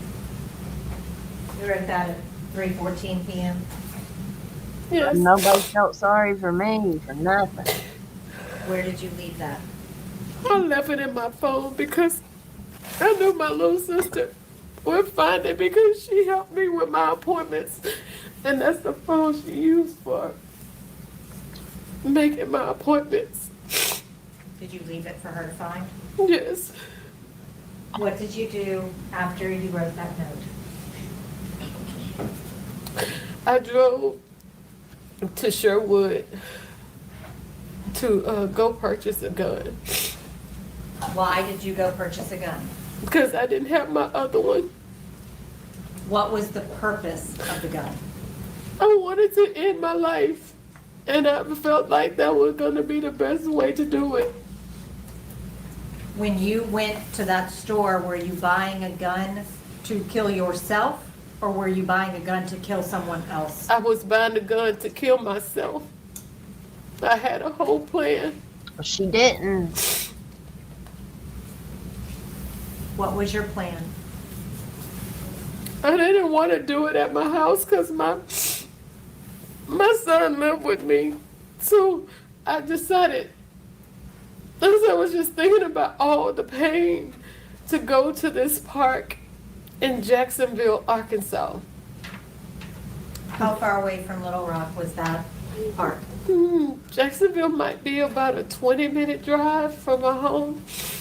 And the reason why I chose that was because that's where Brodus was. He wasn't from Jacksonville, Arkansas, but the Jacksonville part of it was attached to him. And the name of the park was Johnson Park, which was attached to my second ex-husband. And then Ray Road, my daddy's middle name was Ray, so I just associated with all the pain from the men in my life, and so that's where I was gonna go. How did you go there? I was gonna drive in my car. It's from my home, it would have been straight down 440. Is that an interstate? Yes. What happened while you were driving to Johnson Park? As I was driving, I saw the Memphis exit. And so then I was like, go talk to him, Tasha. Just go let him see you. Go see why. And that's what I did. I just drove so I can see him face to face and hope that I can get something from him besides the fact that he broke up with me with a disappearing text. And as I was driving, he did text me, and as he was telling me that he still loved me. So I was trying to just figure out what was going on. What did you do after you saw the Memphis exit? I took it and I drove to Memphis. Where did you go? I went down to where I knew he would possibly be, which was a lounge. I guess it's in the downtown Memphis area called The Pocket.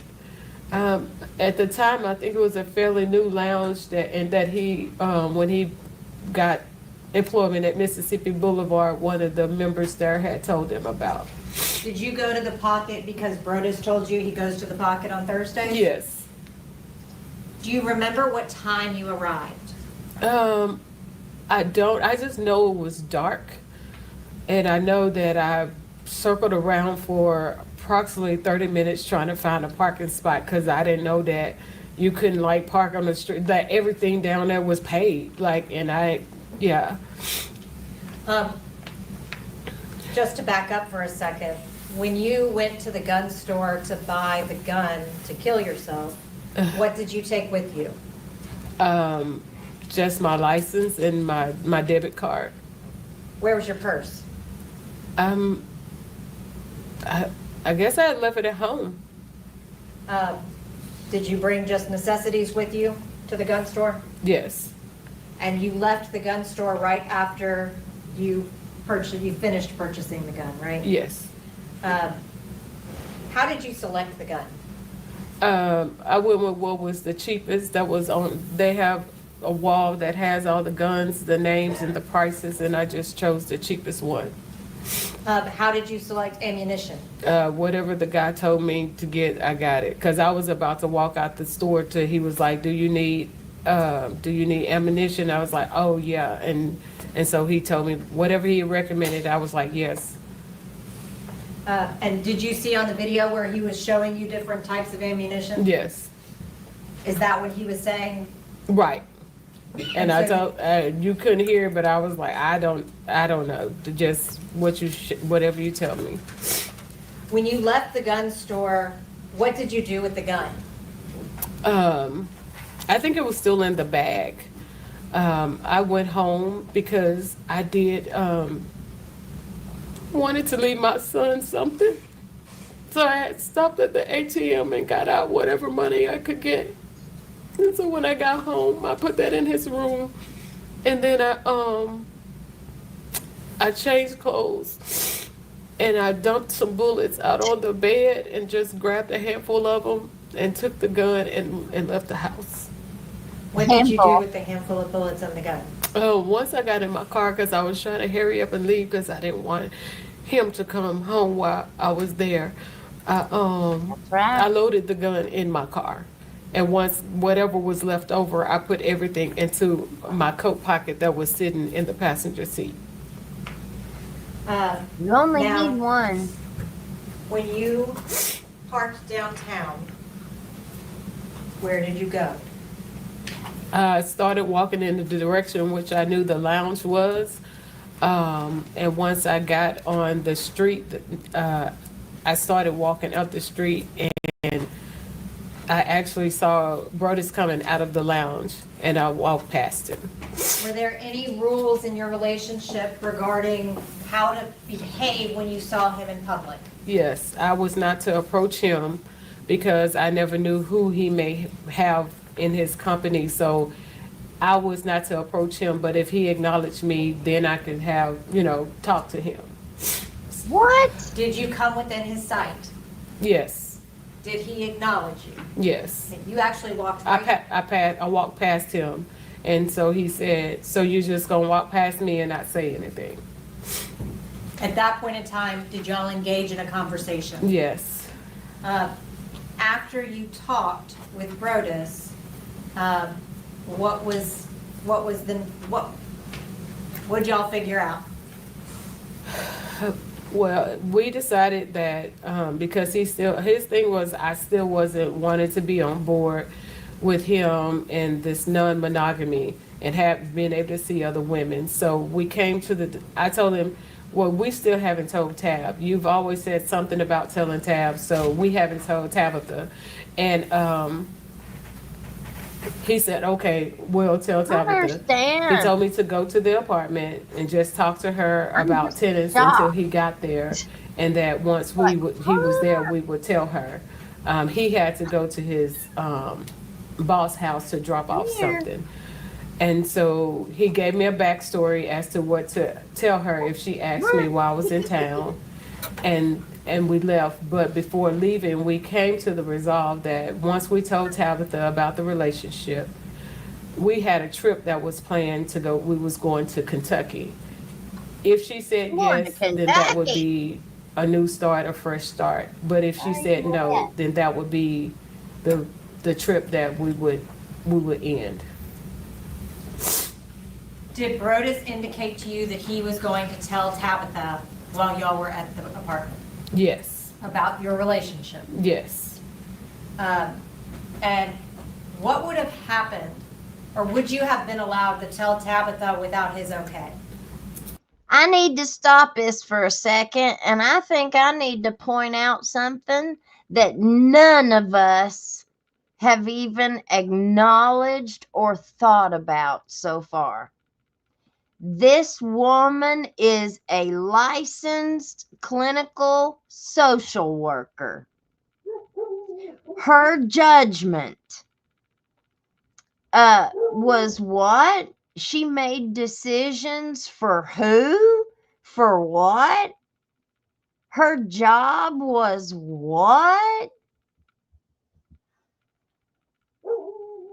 So this is the kind of judgment and the kind of emotional space that is making decisions in other people's lives.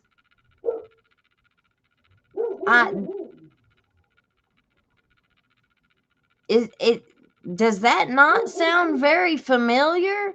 Like Daniel Dotson being over family court in Letcher County? Sheesh. Who puts these people? Who hires them? I didn't know. What, would you have been able to continue a relationship with Brodus if you had done that? Dang. No. So I want to talk to you then about Thank you. when you left downtown, okay? Where did you go? I put in the address that he had given me, and so that address did say Collierville. I didn't know how far away it was or anything. I just placed it in the GPS. Do you remember what time you arrived at the apartment? I know it was late. I just remember when we were there and we were talking, I remember the news coming on. Probably around 9 o'clock? Yes. So you left Little Rock, Arkansas at approximately 5 o'clock, right? And drove to downtown Memphis, right? Yes. That takes about 2.5 hours? Yes. How long would you say that you were talking with Brodus? We talked for a while because I remember the valet pulling the car up a ways and getting out, and just because he was sitting in there waiting on him and we never did, so he just pulled it up and we continued to talk. So then you left downtown, it was dark, Yes. drove to Collierville. Yes. What did you do when you arrived at the apartment? I circled around because I couldn't, it was dark and I really couldn't see like numbers or anything. So I circled around, and then I guess eventually I found the building number and I parked and found my way to their apartment according to the address. If I may just have one moment, Your Honor.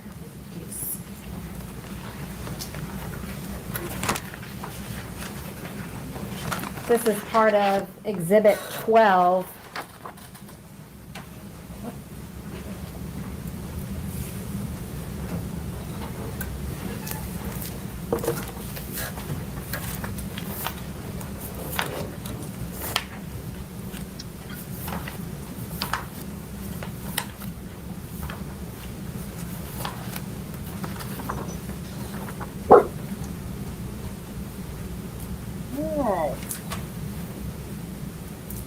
Latasha, is that your car? Yes.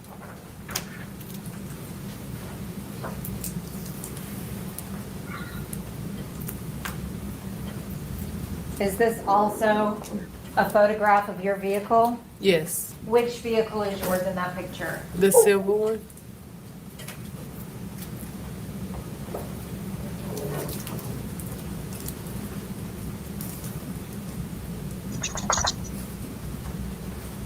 This one? Yes. While you were sitting in your car, did you call Brodus? I did. And I shared with him that I was a little nervous and could we just go somewhere and talk? And he said, no, we're going, you wanted to talk to Tabitha, we're going to talk to her.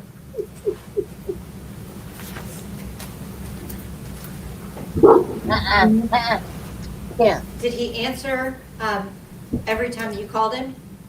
I didn't call him a lot, but I did that night. Before you walked inside, was there a time you called him and he didn't answer? No, Okay, not that you recall. not the right call. After you had talked to him and he said, no, we're gonna do this, what did you do? I went to the apartment and knocked on the door. Were you wearing your coat? Yes. When did you put on your coat? When I got out of the car to go to find him at the lounge. Is that when you were walking around downtown at night by yourself? Yes. Did you ever take your coat off after leaving downtown? No. When you left downtown, how would you describe your feelings? I was a little hopeful. I was like, okay, maybe, we can get some resolve. We can get back to normal. She was there. And so that's what I was focused on. And when he insisted on telling Tabitha, did you get even more hope? Yes. So what did you do? Did you get out of your car? Yes, I got out of my car. Were you still wearing your jacket? Yes. Did it register to you that you had a gun in your pocket? It did not. Did you go to the apartment? I did. What did you do when you got to the door? I knocked on the door. And I can't remember, but I ended up bending down. And that's when she said, I'm not going to open the door for someone I don't see. And so I knocked again. And that's when she was like, Tasha, is that you? What do you mean you bent down? I don't know if, I couldn't remember if it was time or sure or something. I just remember bending down, which is why she didn't see me when I knocked the first time. You just don't remember? No, I don't, yeah. Who answered the door? Tabitha. What did she do when she answered the door? She, once she opened it, she embraced me and said hello and welcomed me in. Did you go inside? I did. Where did you go when you went inside? She positioned for me toward the couch, and she sat on one end and I sat on the other. And that would be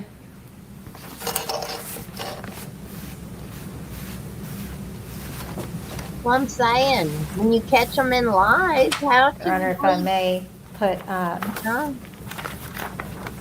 I mean, this is you part of the caught cumulative her exhibit. in a lie, but Is this the couch that you're referring to? Yes. And you were seated on this side, I was. and Tabitha was seated on this side? Yes. Did you talk to Tabitha?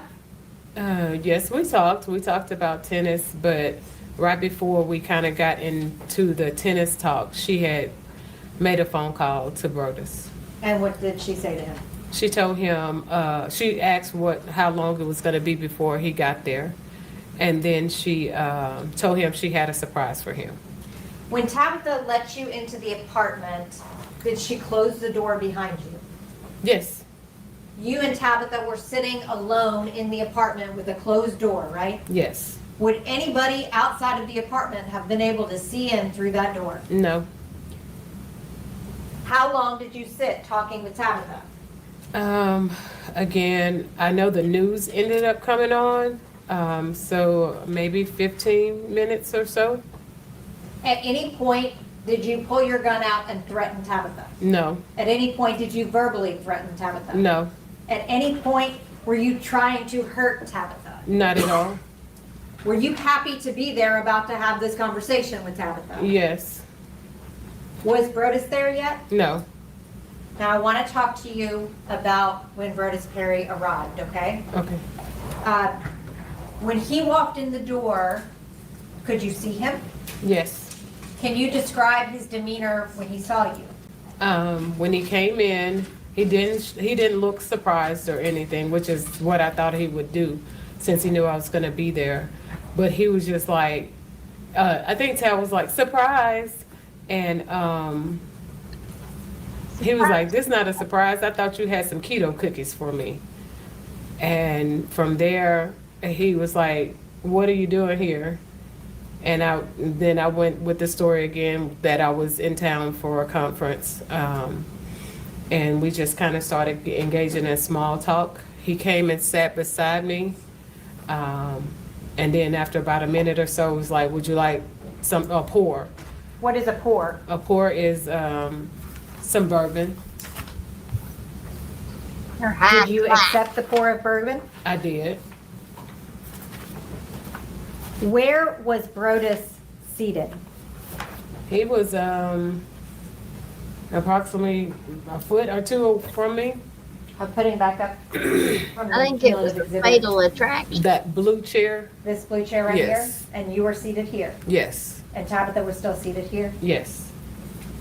She went to the White After you House. accepted the pour of bourbon from him, did he make any comments about you drinking? He came back and sat down, and as we were talking, he would make references to me drinking and would say, well, I think you're gonna have to stay the night. So I'm thinking, okay, well, this is about to get into this conversation. But he never would give me eye contact. But he would continue to make, it's like, we have to clean out the bed in there because it has a lot of clothes on it. And, but I'm still looking at him to get to see where you going with this. He just But he broke up never with her. did lead into the conversation. He actually started asking me questions like, so where are you staying in Memphis? And I'm like, that wasn't part of what you told me you was gonna say. So I don't know Memphis. He knows I didn't know Memphis. And so I didn't know what to say. I finally said an Airbnb. And then Tabitha was like, where? And I was like, downtown. And then that conversation ended. And he continued to say something about me staying the night, but never going into the conversation of what we were supposed to be talking about. Had you ever been into that apartment before? No. I'm On confused. April the 4th, when you were there, what part of the apartment did you go into? I walked through the front door, which led into a small little hallway and right into their kitchen area. And then into the living And room? then into, yes. Did you go into any bedroom? No. He was trying to. This is part of the cumulative exhibit But he 13. broke up with her. Did you ever go into the guest bedroom? I did not. What is all over the bed in the guest bedroom? Clothes? Had you seen that? No. But those are the clothes Brodus was talking about? Yes. When he was talking about clearing off the bed, you sleeping over, Did you think that was his jumping off point to talk to Tabitha? I thought so. How were you feeling at that point? Very nervous. Were you also excited? I think I was more nervous because I just didn't know which way it was going to go, but hopeful. At some point, you lost hope, Yes. and you said you were going to leave. Yes. What Why did you happened? decide to leave? I saw that it wasn't going anywhere. Like I said, he was not giving me eye contact. So I knew, or I felt like he had changed his mind. And I just didn't want to keep sitting there He was all talk. feeling, at that point, stupid. He was all talk. What happened after you said you were going to leave? Tabitha got up, he got up, and so she began to tell me about watching for the police, because I had been drinking. Had you drank a lot? No, not at all. But she still was just letting me know. And she began to walk toward the door. Your wife didn't know. I asked him, would he walk me out? He said no. And I said, why not, sir? That's Southern hospitality for you to walk a woman outside when it's dark. Because I wanted to just get him to see like what happened. Why didn't you follow through? And his But wife. he refused to walk me out. So Tabitha opened the door and was walking out. I was still trying to get him to walk me out. Oh, And no. as I reached into my pockets Oh, to no. get my keys, I remember being outside the door, and then the next thing I was standing in their kitchen. Now, let's stop this for a second, y'all. Think about this. Anybody who's taken up for her, just think about this. You are in your living room, and there's a knock at the door, and you're by yourself. You're at home by yourself, and you open the door to a woman who doesn't even live in your town, but who has been at your church. And she's standing there at your door. And she comes, you invite her in, you don't know why she's there, but you know she's friends with your husband. You know that your husband has counseled this woman. You know he's told his wife that he counseled her. And so she calls him, you call your husband and say, hey, I've got a surprise for you. Kind of, I could see the wife saying that very sarcastically. Like, I got a surprise for you. And he comes home and finds who he's been having an affair with. Think about how the movie Fatal Attraction happened. Wasn't it kind of similar? They show up, like the nerve of them. They've been sleeping with your husband behind your back. You have been at events with this person, and the whole time your husband has been sleeping with her. She has been sleeping with your husband, smiling in your face when you would see her. And now all of a sudden she shows up in your living room asking your husband to walk her outside to the car. Could you imagine if your husband would say, yes, sure. Hang on, honey. I'll be right back. I'm going to walk our guest out to their car. I can see that now. That wouldn't fly around here. I'm imagining the man getting smacked in the back as he goes down the stairs, or the door gets locked behind him. He ain't coming back in. Deny that you shot Burtis Perry? I do not. Do you deny that you shot Tabitha? I don't, but I know it wasn't intentional. Did you mean to shoot Tabitha? No, I wasn't trying to hurt anybody. When you went to that apartment that day Did you intend to use your gun on either Brodus or Tabitha? No. When you went there, what was your purpose in going there?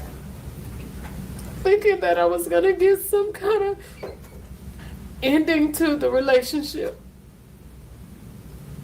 And what do you mean? Like, okay, of course, after I got to, talking to him at the lounge, we had a plan. It was either gonna be a start or an ending, but it was something that I could see, like I knew it wasn't just a disappearing text but still I love you, So I went to the apartment, I guess, for lack of a better word, to get some resolve. Did you have hope, given that Tabitha was open to the open marriage? I was nervous about that because, like I said, he had told me she had these rules about not nobody that you know and things like that. So I'm like, she knows me. So I don't know what that was gonna be like. I didn't even think about anything beyond that. As far as Tabitha goes, this is a person that you became friendly with, right? Correct. How did you balance that with having an affair with her husband? It was very hard. She, like, we started off, she had approached me to invite me to lunch. It came out of nowhere, and I didn't know, like, what was really going on, because by this time, Brodus had been talking about us being sister wives, and so when she asked me, I was a little confused, because I'm like, okay, has he talked to her about it? But she never said anything about our relationship. Even when we began to play tennis, it was her who initiated it. So it was uncomfortable for me, but we were friendly. And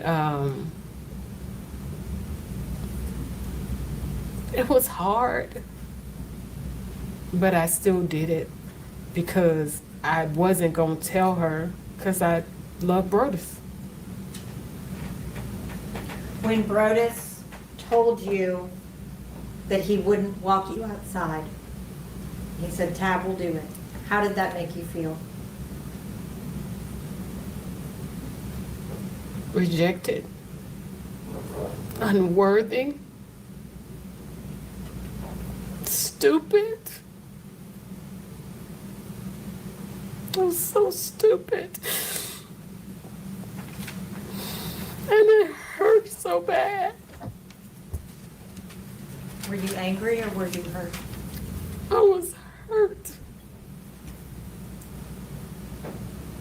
Were you thinking clearly when you pulled the trigger? No. Were you reacting to that situation? Yes. Was that a traumatic situation for you too, in retrospect? Oh, yes. I hate what happened. I'm not putting no blame on the wife. I feel so bad for her, but she knew what her husband was. These wives know what their husbands are. You just know. Come on. She just liked the status of being his wife. She was the first lady of that church, I guess. And, they called her the first lady anyway in the articles. That is a super, high society, classy position. And you get to be in the winner's circle. You get to be in the golden circle. I bet their home was gorgeous. I bet they had really, really nice furniture. I bet they had a nice car. It sounds like he got any kind of donations, monetary gifts whenever he needed them. All they had to do was just let the members know. Cigars. And she probably wasn't the only sugar mama he had. If he was in this big swingers club, I bet. I mean, what kind of preacher is that, man? What kind of man of God is that? And that's who we've got running our spiritual houses. This is who's guiding our youth. This is who our best friend is. This is who our best man is at our wedding. This is who we're sending our kids to. I'm very sorry. I never wanted to hurt anybody. I've spent most of my life helping. I never would intentionally try to hurt anybody. Did you ever plan to kill Brodus Perry? Never. When you drove to Memphis, were you driving to Memphis to kill Brodus Perry? No. Why did you drive to Memphis? I drove because I just wanted to see him. Why? I wanted him to explain why he did that. Did you hope he would say, we can be together? Yes, Did he give you that hope when you went to the apartment? he did. Did he yank that hope away? He did. As he often did. Did you break in that moment? I shattered. He was embarrassed of her. Did you ever intend to hurt Tabitha? No, Did you even realize that you had shot her? no. That's all I have. Cross-examination.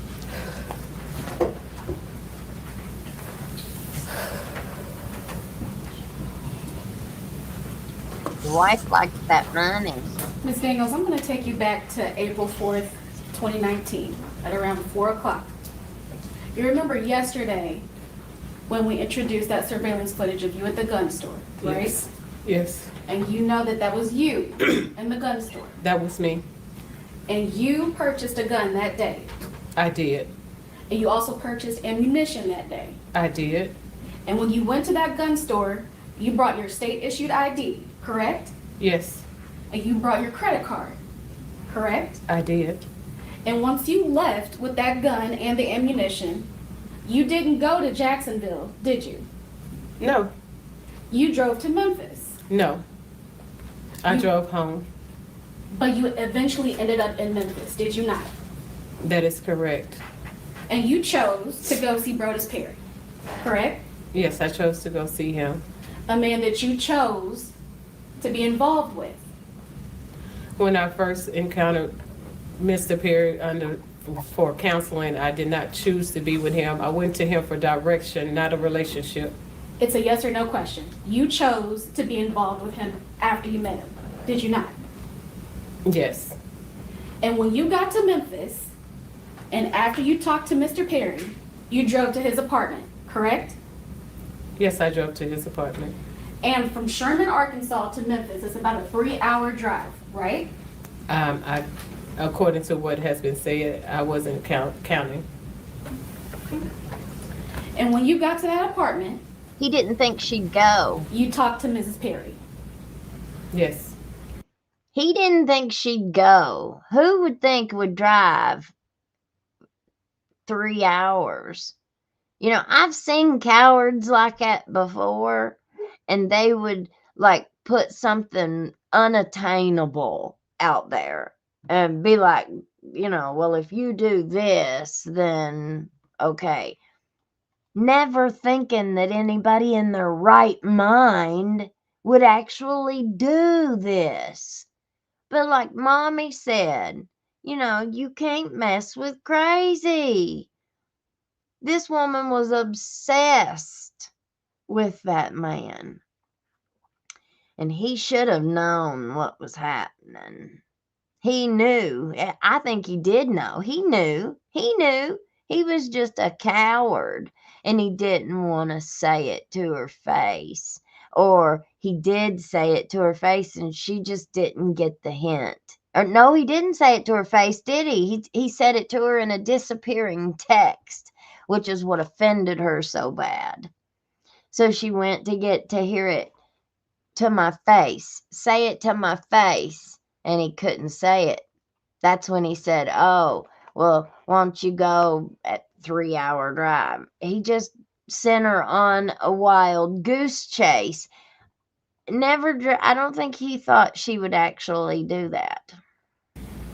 And when you got to that apartment, you stayed there and you talked with her for about 20 minutes. Correct? Yes, we talked for about 20 minutes.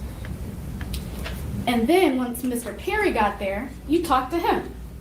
Yes.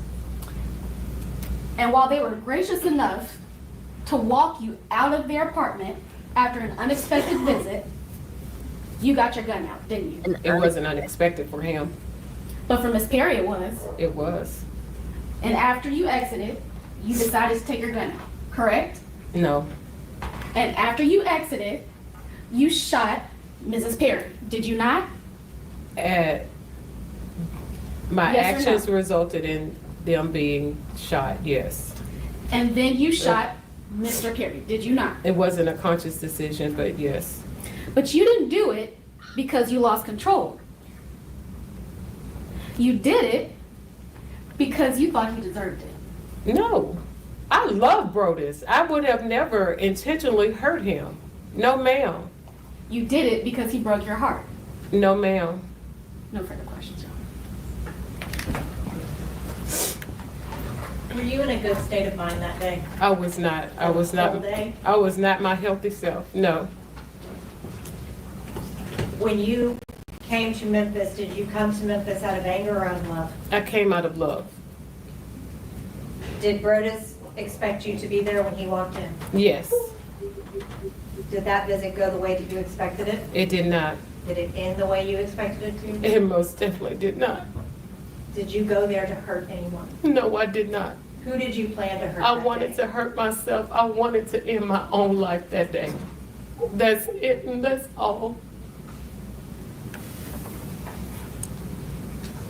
That's all I have, Your Honor. Nope. If it's CPR, Okay. And then, okay.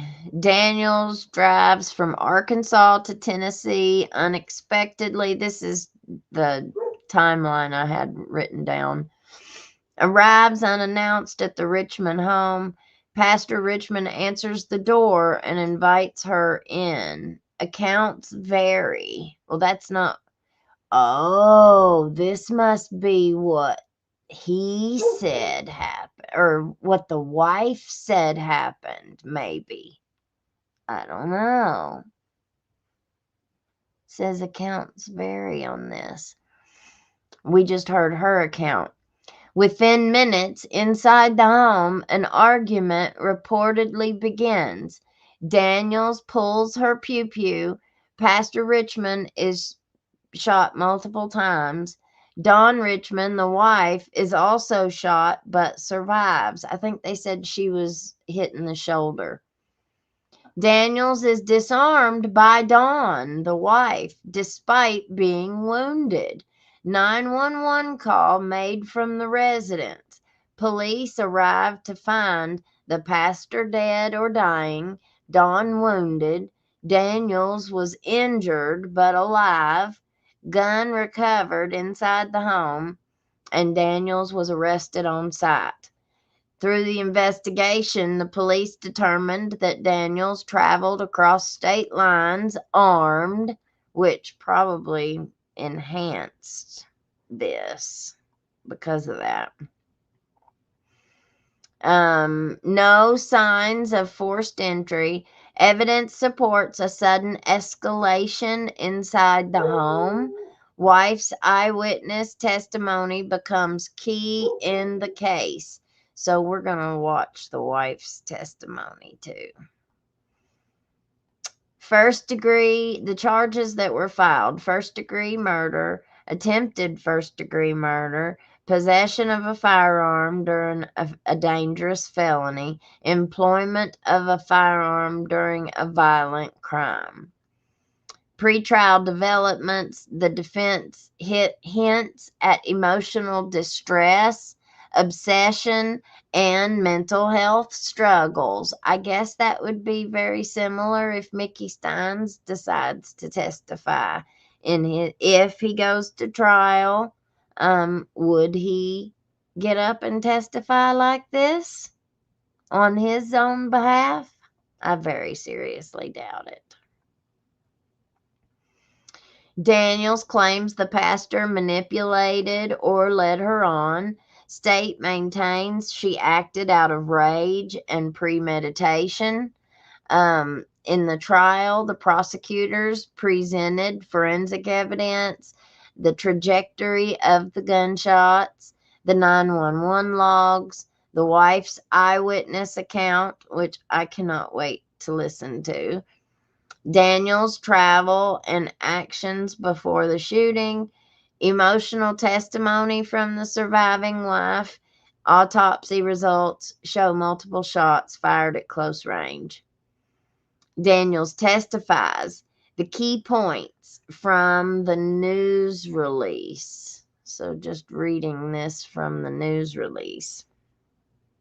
And we got some questions too that we'll read. She claims that she went to talk to the pastor.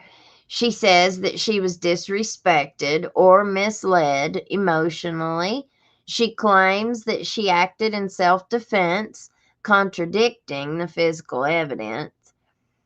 She suggests that the pastor was the aggressor and implies that his wife escalated the conflict. Her testimony is emotional, contradictory, and widely viewed as self-defensive storytelling that doesn't align with the forensics. Well, she did kind of sound like she was storytelling, you know. From her, I mean, like I said, look at the context of this. She's on trial for murder and attempted murder. So she's going to be saying whatever she can to try and get out of it.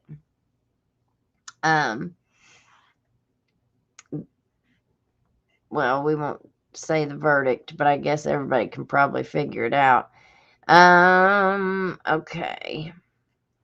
So, oh, wait a minute. I've also got some questions.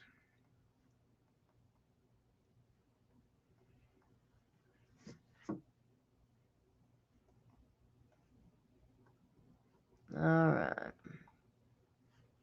So, when we look at this case, it's a heartbreaking reminder that behind every tragedy, there's a trail of ignored red flags and unbalanced power dynamics. Emotional lines crossed, boundaries blurred, and people who either didn't see danger coming or they refused to believe that it could ever even be real. A pastor tried to distance himself from a young woman who depended on him emotionally, it seems. A wife opened her home.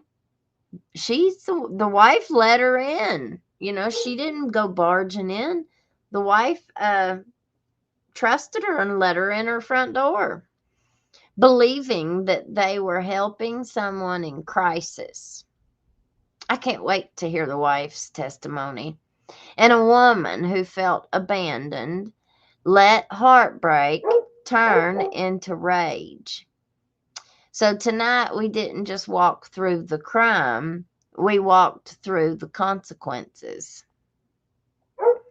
The shattered family, the surviving victim who will forever relive it, and a courtroom where the truth spoke louder than the excuses. The story of Latasha Daniels is a story of obsession, blurred boundaries, and choices that can never be undone. And like we always say here on Hillbilly Crime, truth ain't free. And it sure ain't always pretty. Let's keep digging keep asking questions, and keep shining light in the dark hollers where deception hides. Amen to that. All right. So, do you all think that there were emotional boundaries crossed way before the shooting ever happened? I think that's a stupid question. Should pastors ever counsel someone one-on-one if that person starts developing emotional attachment? Listen, I'll tell you what, I've told you before, and somebody said it in the chat tonight. Like my pastor and his wife, they never did anything like that. You didn't sit and talk to our pastor. Like he didn't do one-on-ones with a woman without somebody else there, you know.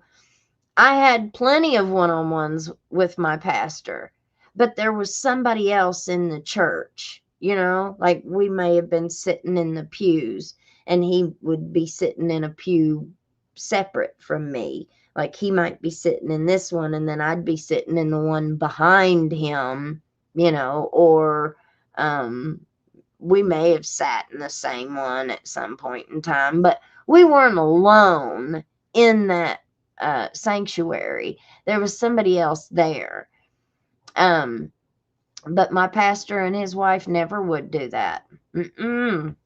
Nope, nope, nope. And it wasn't because they didn't trust each other. They didn't trust anybody else. It wasn't that they trusted each other immensely. Like they were together since they were like 14, 15 years old. They were the only people each other had ever been with, and they were not planning on ever being with anybody else. They did not trust each other. They trusted each other implicitly. It was anybody else. They didn't ever want to open each other up or themselves up to someone being able to say they did something to me inappropriately. Nope, nope, nope, nope, nope. So I think that's just and we see what he was doing with it. He was doing it on purpose so he could do this nastiness as a preacher, man. Like, what's wrong with these people? Are they not afraid of what they're gonna have to pay with God? Like, this man met his maker that night. She took his life. I couldn't imagine meeting Jesus and having to answer for all that.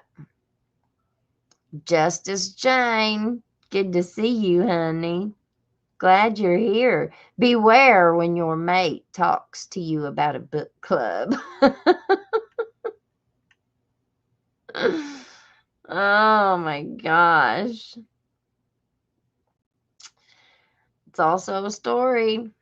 Effing around and finding out. He did. He messed around and he found out. He messed around with the wrong one. Imagine how many women he had done that to before her. He just met the wrong one this time. La Mesa, the wife's testimony really shows that this man was a liar and living multiple lives, manipulating everybody, I'm sure. Yeah. And I'm not, I don't mean to sound anything bad towards the wife, but you know that she knew he was a ladies' man. You cannot tell me she didn't know. Because the way that this guy, look here he is. Tell me she didn't know he was a ladies' man. I guarantee you his toenails were cleaner than anything I own.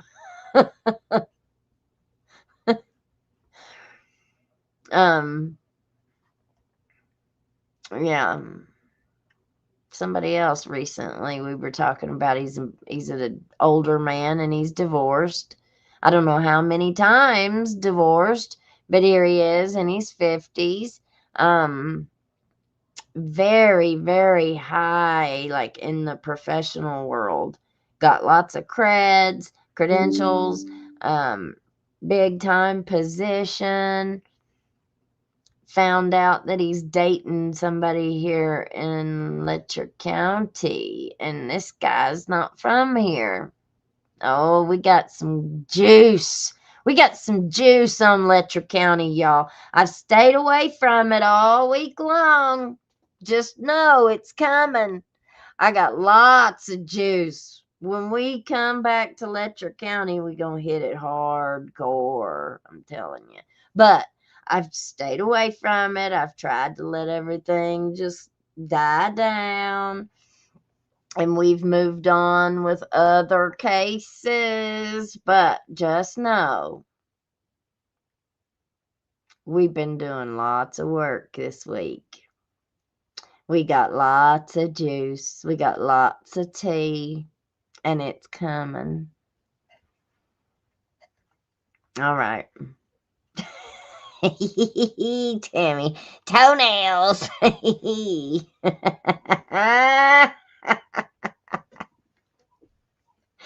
Well, they got pedicures. I mean, have you ever seen, there you go, La Mesa, pedicures for pastor, pass the collection plate.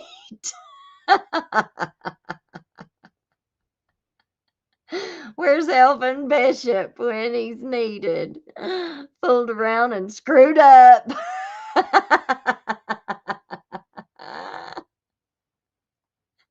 Tammy, when I do talk to text, it comes out all crazy. It does for me too.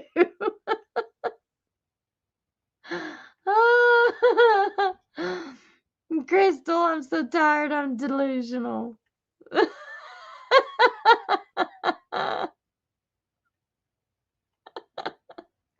All right, guys, we're going to go ahead and close this one down. We are going to watch the wife's testimony tomorrow. Okay, I cannot wait to watch that. Thank you, Auntie Jan. Auntie Jan.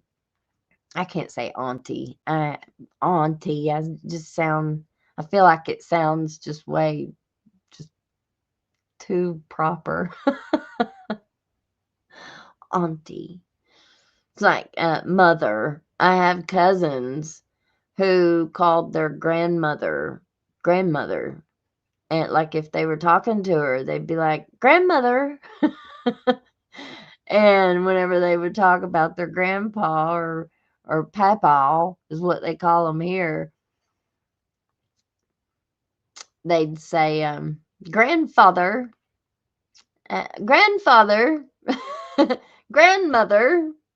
I always thought that sounded weird. I'd say grandma. When I talked to my grandma, I called her grandma. But around here, people call them mama or papa or mimi or mima. Let's see.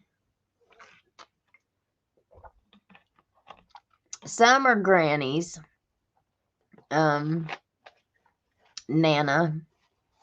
What do you guys call your mamas or your grandmas? Do y'all have a special name that you call your grandma? Grammy. There you go. There's one. Yep, Grammy. I've heard of that. My mom is Mama. Not Mama. Mama. She's been Mama since the boys were born. Mama. Tea is perfect. Oh, yeah. It's big, too. We've been doing some big stuff this week. We've got all kinds of big news. Not everything I can tell. But one day we'll be able to tell it all. Look, Miss Bonnie, and pedicures ain't cheap either. I got one that cost me $160. I've never had one. I've never had. I don't think I've had a manicure. Let's go call it a pedicure. I've had my nails done before. Like I had fake nails put on, and I only did it one time, and that was enough for me. And my nails are whenever I was young, when I was little, I was a really bad fingernail biter. I bit my nails down to the quick, like past the quick. They were almost like I'd bite it almost down to like there wasn't nothing left. It was way, way, way past. I don't think I've ever seen anybody bite their nails as bad as what I did. But then even as an adult, I did. I tell you, when I quit biting my nails was when I went to jail. When I went to the old Harlan County jail, I quit biting my fingernails.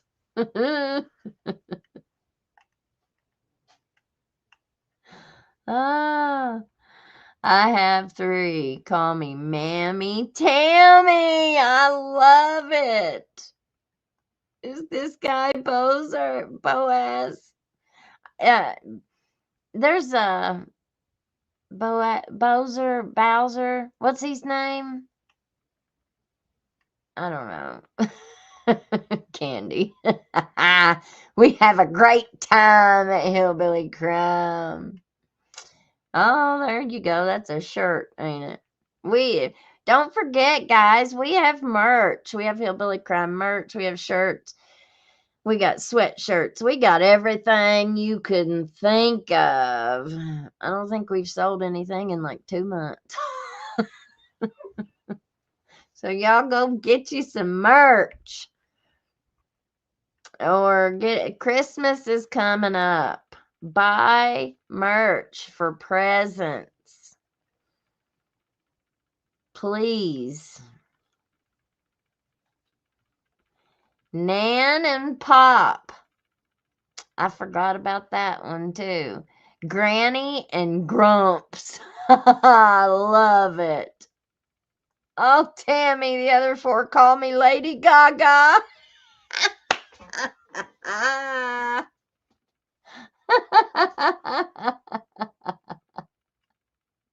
I love it. Granny. Mama. True crime nerd. Ma'am. I love it. I love it. I love it. The rabbit hole is deep. Oh. Smick says it's knit big if you can't tell. I love Letcher County tea, piping hot. That's right. Grandma. Congratulations, Crystal. Oh, how precious. She's going to be a grandma. I can't wait. That's awesome. Congratulations. Bless her, Jesus. Brew that tea, honey. Brew that tea. Grandma.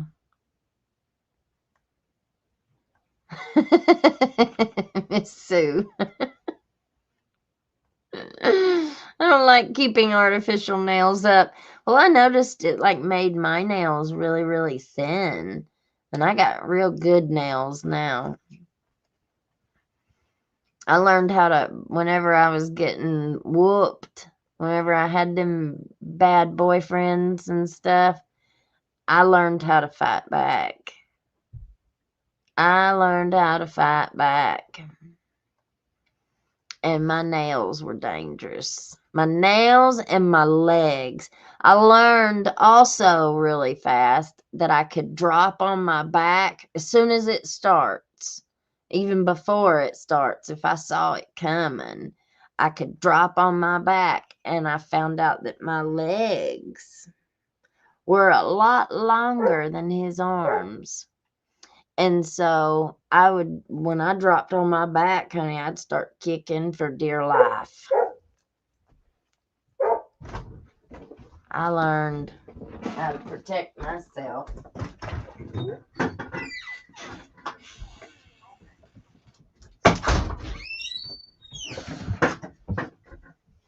And there were several times that, honey, they came out looking like they had tangled with a wildcat.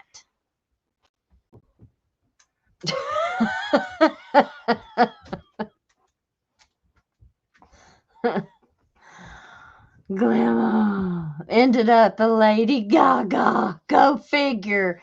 Baby tried to say Grandma and it came out Lady Gaga. Ain't that awesome? I love it. I love it. Oh, yes. Everybody get merch for Christmas. My granddaughter calls her other grandma Bonka because she used to bounce her in the bed. Bonk, bonk. Oh, how sweet. I guess Lady Gaga was born this way. I was just born this way. I had two grandmas and one pop.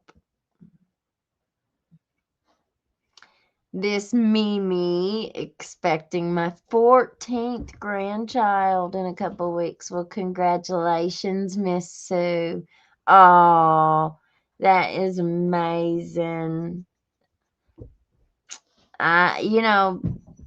That's really what we're supposed to be doing, right? On earth. Be fruitful and multiply. Well, my children have been the best thing that ever happened to me.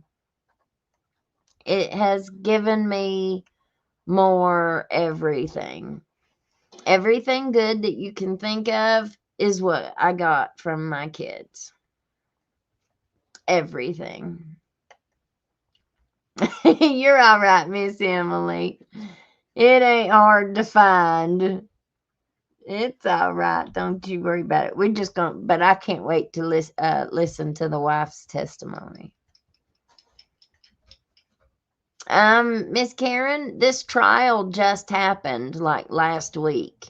So I'm not sure. I guess it would have happened last year then.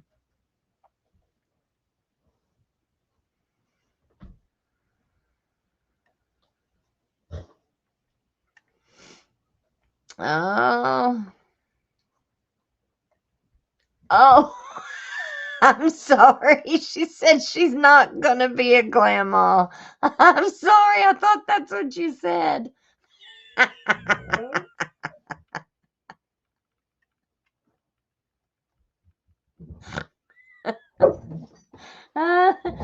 Quit. I'm so tired.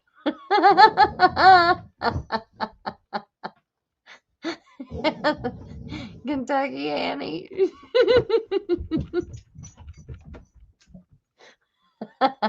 Okay, Crystal. Gotcha. I'm sorry. Oh my gosh. Emily. Well, I will say she will have a chance of getting out. I think they believed her story of abuse. The prosecutor didn't try to argue against it. It didn't appear. Yeah, I noticed that cross-examination was very, very short.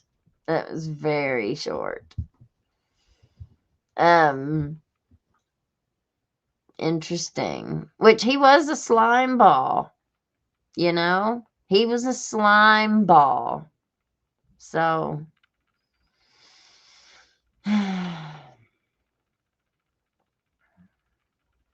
all right. Yeah. Elizabeth is slap happy. I'm tired. What time is it? It's 10:30. Sheesh.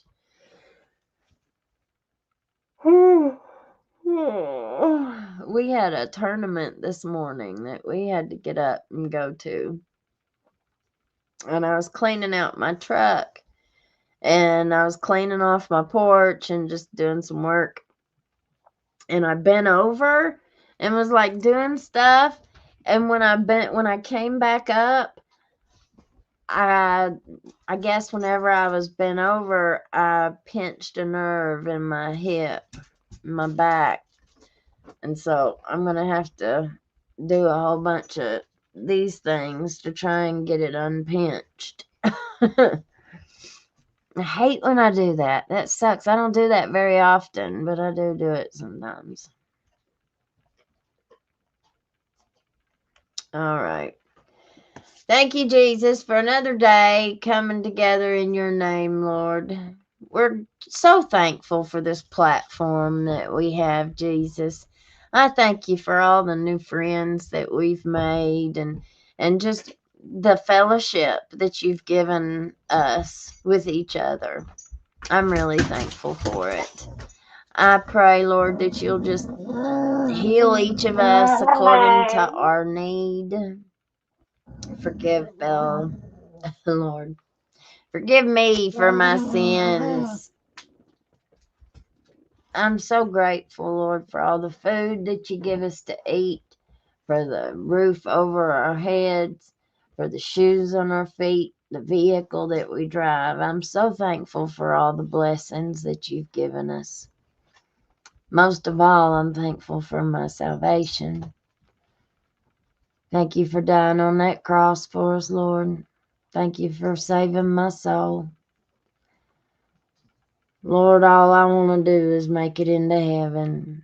If there's anything, which I know there is, I ain't saying if, anything that's in my heart that's not of you, Lord, I pray that you take it out. I pray that you remove it, because I don't want to go to hell, Lord. I do not want to go to hell. I want to go to heaven. I want to be in heaven with you, Lord. I want eternity with you. I love you, Jesus. I pray that you go with us and bring us back safe tomorrow. Until then, Lord, we give you all praise, honor, and glory. In Jesus' name, amen. My goodness, will you stop? Come here. She was praying too. She was praying too. All right. We love you all. I will see you all tomorrow.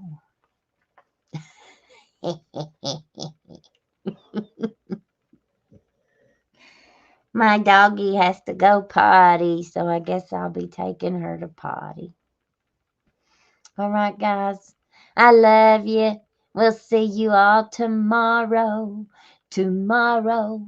I love you. Tomorrow. You're only a day away. Good night. Don't let the bed bugs bite. Bye.